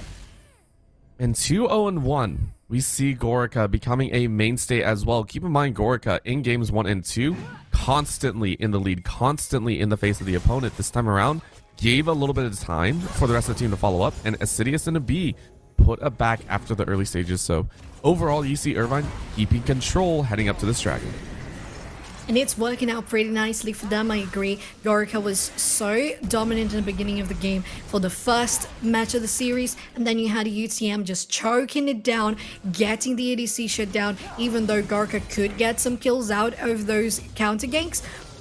Right now, it's a much more calculated game. Almost 20 minutes on the clock and only 6 kills all around on the board. So that means quite a lot about the sort of game style that these teams are going for. 10 seconds for the next Drake, and UC Irvine has full-on control the jungle and the river. They can control just about everything. And I mean, they're not going to stop, right? You can see here, Cinnamon trying to keep them in the kind of in this lockdown area, but I don't think it's really going to work. Now we get the paranoia coming down once again. They're going to jump on the Malphite, who they really don't want him to get an ult off, and they win. They do fight it out, but the Cyclone works, and now the Wombo comes back. The Feathers are going to catch so many people, and you see Irvine battle back. Mint trying to throw out another hook, but I'm not sure they're going to get it. Echo flashes in with a little bit of an auto attack, and now the fight is on. Look at the Ring of Frost. Mint winning it out, but the backline, Cinnamon Bread gets that kill. Woo! And now they're going to try and fight Gorica. Gorica finally falls, and it's only the mid laners left alive, both unkillable and both with multiple kills. The dance out of range, though. The chain does not land, and Cinnamon Bread is going to try and fight back, but the Ring of Frost gets it, and now the Ignite might not take down. You are able to get the slap. The Leandres burns down, but it's an ace for ace on either side. Oh, that was so intense. Oh my god, the amount of burn that came out of the 1v1 fight. You could even swear that these mid laners had a ignite on the composition, but they do not. They're both running TP, and it all goes down to those corrupted potions. And in regards to the Lissandra, to that Leandre, gosh, that was very, very close. You had a nice setup from UTM to start with. You basically said no unstoppable force, as you said, Orbital. There's not going to be that massive engage alongside Iceland that we saw earlier in the mid stages. It's going to be us taking control of the fight and how it goes. It went well, and you had a patience coming out of Gorica as well to try to position outside of the fight and not die to Echo on the Nocturne, because it's going to be easy for a Nocturne to take down an ADC, especially with already an item completed. So with that, I believe it was a good dance. It was a waltz from both sides, and that's why it ended up being an ace for both sides at the same time. I was a little scared when I saw Cinnamon Bread trying to follow up on Mint, even though Mint got into the bush before they did. So whenever you have a fight 1v1 and somebody got into the bush first, they're going to have priority in getting the attack first on you. So maybe that's going to be what goes down to the kill at the end of the day. But it was still a 1-for-1, a 5-for-5, and UTM trying to get things back on board. I think they're able to get it. I think UTM are going to be able to battle back. You take a look at Mint, and Mint has honestly been so strong. And Sidious also going for that kind of hardcore build. The lethality coming out here is the only way I can really put it. And hopefully you're going to do enough damage. But you have been farming up appropriately, right? This is not so one-sided that you have to be worried about every step. But it is in their favor. And once again, B having a little bit of problem, gets stunned out. That's going to be the chain of corruption. They dive into the back line, but they don't really have their main damage dealer. And because of that, they're going to get slaughtered. You see Irvine clean up shop, and Cinnamon over the wall wants to get that kill. That's going to be a Ring of Frost to slow him down, but the chain lands on Mint B. B almost gets one more shard off, but it is 3 kills in their favor. UTM took a very rough route. It was kind of good for a moment until it wasn't. The first moment you see the ADC, you see the support there, getting engaged from all sides by UC Irvine. It was a very closed up place, but when you had Mint going in as well, it felt like it could turn things around. Even though you didn't have the Tibbers from a B anymore, it was potentially going to go well. But then it's what you said, you didn't have Tuva, you didn't have Echo going in as fast as they could, especially as City is going very low on health almost immediately as the fight started. It's what you said, Orbital. They didn't have the damage to back it up, so it started being one player following after the other for UTM, and UC Irvine having that ADC Gorka just so comfortable at the edge of the fight, being back and secure was just very easy to execute, and they came out on top. I'm excited to see what they can do next. This is going to be quite fun, I think. This is a chance for them to continue forward. In 2 minutes. We're going to see UC Irvine looking to take a chance as well, but right now they're looking at Cinnamon. They want to get that ulti. They do find it, but it's a little bit slow, and Tuva could not catch up, and because of that, it's now a chance to dance. Cinnamon Bread out of spells, needs to wait for those abilities coming up, gets in another bush, but it's the auto attack to win. But they're going to use this time. UTM getting baited to the bot side. Paranoia goes in, but Echo just wants to try and get some value. You're just forcing him into the back corner, and the GA does pop. B can't get to the back line. Feathers are recalled, and Excelsis can't help their ADC, so the ADC has to flash out, but they still get the win. A B can't follow up, and now Mint TP's in or tries to gather up some help. Gorka still on the back line, so it's a little bit slower. And now Tuva to chase in. I thought it was not going to work, but it does. 3 kills for 4 as UTM are able to stave off the Baron. That was amazing by Echo Carries You, because oh my god, Tuvois, they're going to be able to catch them. Maybe just the support is going to be down. At least the ADC gets back. The TP gets channeled, but I don't think that's going to be much out of it. Maybe just a 1v1. We'll see how that's going to go. But overall in that fight, Orbital, I would say that Echo going in knowing that they had the GA, it's just the second item, but it's a very, very powerful item to have to try to deny a objective just as big as a Baron is. So it worked out because you were going to stall the damage as you are UC Irvine dealing damage, taking the DPS onto the Baron. As soon as you notice that this jungler is going to be potentially up in a couple of seconds, you gotta just or rip it or just stop the DPS, and they had to stop it because the rest of UTM was following behind. Killer's gonna go here on Tuvois, or is it? Oh, there it is. Oh, it's so easy, but it's how much do you get in return. Cyclone goes out. Excelsis trying to save the rest of the team, and they get the double knockups, and now bounce back into the rest of the team. Iceland ready to help out, but look at that. The rest of UTM do not want anything to do with it, because again, Gorka's in the mix. A bop on the head means it's 4 kills for 0. For the first time this game, we see a clean, or second I should say, clean team fight from UC Irvine as the soul is theirs for the taking. It's such a constant, right? Iceland getting nice knockups, the follow-up from Excelsis, and Gorka just finishing people off, I think has been definitely the most reliant things on UC Irvine in this game, and we have seen that all throughout the series, I would say too.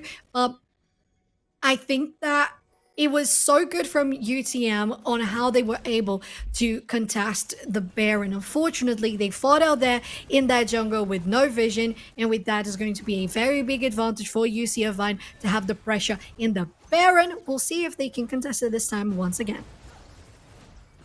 I think they have that chance, but right now, Echo is going to try one more time. They're on much less HP. They're on much less damage. And, I mean, UTM, Whoa! They do get the steal, though. Echo able to steal it away, paying back UC Irvine for game number 1. But they still lose 3. It's a strong price to pay, though. Baron in the hands of UTM to stall out. At least 2 members alive with the buff now. It's going to be much easier for them to clear out the waves and stop any sort of push, though you have a TP coming from Elated in the bottom lane, and they're going to be able to do quite a lot there, are they? No, you have the follow-up from the rest of UTM, the people that did not die, and they're going to be able to secure this.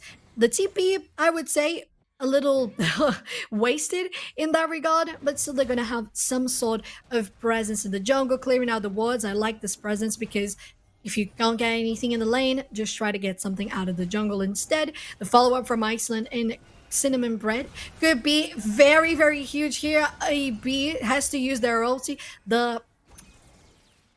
Gosh, I always forget the name of the plants. Jeez. Blast Cone gonna send him a little bit skyrocketing as Cinnamon Bread tries to get a sigil down, but it's really just base taking at this point. UTM, the Baron really just stalls out so that they don't lose 3 towers, they lose like 1. They don't lose an inhibitor. It's still going to be UC Irvine on the press, and I'm excited, right? This does mean with the stall that we might get a fight over Elder. I haven't seen that in quite some time, but I can't wait to see it here. 23-10 though. UC Irvine still looking for an opportunity. Cinnamon still just being a pain in the backside. Yes, they have been, and it's so huge that they still have the Baron here. Nobody has taken it away. No champions that got the buff have been taken down, and as you said, we haven't seen a Elder Drake fight in so long. Oh my god, that was immediate. No little place to breathe. The ADC is going to be obliterated. The city as was not in the right place. Well, the top laner Chuva is in the bottom lane. They don't have TP, so this is going to be potentially an easy pick of an inhibitor turret for UC Irvine. It's so scary. I mean, this is UC Irvine getting all their just rewards, now moving from mid to top side, even leaving Gorica on their own. There is no problem there. In goes a little bit of the Claw Mint. Using that Ring of Frost, though, now means that they're caught out. That is going to be the Zanyas. They don't want to use that Glacial Tomb just yet, and they can't because it's already down. Now everyone floods into the base. UC Irvine looking for the back line, but they're taken low, and that's going to be the Quinn being able to fight back. You are able to grab one. It looks like UC Irvine went a little bit too far, and they might pay the price. Another smite goes down. Elated is forced into their own Zanyas. And again, the Malphite is not tanky. Elated falls so quickly. In goes the Featherstorm, though. Gorka able to flash out and flashes in. Oh, the humanity. That will be death for Gorka, as it is now 4 for 0 in return. Insane what UTM got ahead of that one. It's definitely an overpush coming from UCI. They thought they had more. They didn't even take any of the inhibitor turrets down, and they went in for a very, very deep dive into the base. That was super dangerous. Did not pay off. It's going to be 2 towers down in your mid lane instead. And UTM making all good use of this advantage, taking down the objective bounties as well, setting up for a little bit less than 2 minutes on the clock for the Elder Drake. They can have vision. They can at least position to get priority over that one, because considering that UC Irvine already has the soul, it's gotta be the moment where they turn it around. The buff from the Elder has to be the thing to help them continue further. Oh, man. It's been a dance. I'm a little bit worried. I am a little bit scared right now, and honestly, this Quinn has not impressed me too far. It's 3-6-4. but it's yielding some results. And again, elated, the one on your screen, yes, you had the Mountain Dragon on your back pocket, or the Mountain Soul. You're still not as sync as you would like. So for right now, UC Irvine do have to understand they have to be a little bit more understanding and find picks instead. There it is. That's going to be the catch. The feathers do work, but that is Echo trying to fight back, but you are alone. No one else to help out. GA gets popped once again, and UC Irvine are on top of it. That just might be the straw that broke the camel's back. 3 dead for UC Irvine to push forward. UC Irvine has been just impeccable in those very fast-paced, just out-of-the-blue engages. They see someone, they just go in. They have the potential to do it. They have elated. There you go, unstoppable force in down the fountain turrets. They're going to go on 2-4 as well. And it looks like this is a wrap for UC Irvine, taking down the crown for our open premiere on NACE Starleague League of Legends. It is going to be the finisher. They want to get a few more kills. They want to pad the stats so bad. But a B might be able to fight back. That's going to be a quick 2 kills. And, I mean, that should be the finish. There it is. It is done and dusted. UC Irvine battle back. Deny the mini reverse sweep. And they will take the crown. Fantastic job all the way around to both squads. UTM and UC Irvine gave us quite a show. It was very competitive all around. I think that we had not just both teams going into a game 3, which is the most competitive that we can have in a best of 3, but also this game 3 was just dead even up until the 15-minute mark. When that hit, it started just building and building for UC Irvine. The things that we mentioned all throughout the match, they were able to guarantee the first Drakes. They got a lot of pressure in the bot lane because of the Herald they guaranteed earlier on as well. They got so much gold from those platings. They pushed out in the top lane as well. So with that, you just guarantee so much in regards to gold, in regards to items that translates into damage, right? So with that, they just built a very steady and scaling composition that worked out all around. And we saw in the later stages that was one person appearing on the map, they was instantly on them, and there was nothing that they could do about it. They had a Varus compared to a Xayah that can try to have a little bit more sustainability there with the ulti. You did have a Lissandra, but what can the Lissandra do after she uses the Glacial Tomb on herself? Well, she just dies. So it just missed the damage because of that early gold that UCI accumulated, and then the gap just began growing massive. That's what happens. It just broke down as easily as you said, Sofjan. It was a fantastic series, and congratulations to UC Irvine for taking the crown here. They win first place and look onwards for more glory in the future semesters. Thank you so much to all who tuned in to the NACE Starleague tonight here to watch this fantastic series as well. Thank you so much to our production. My name has been Orbital. With me has been Sofjan. We will see you all next time.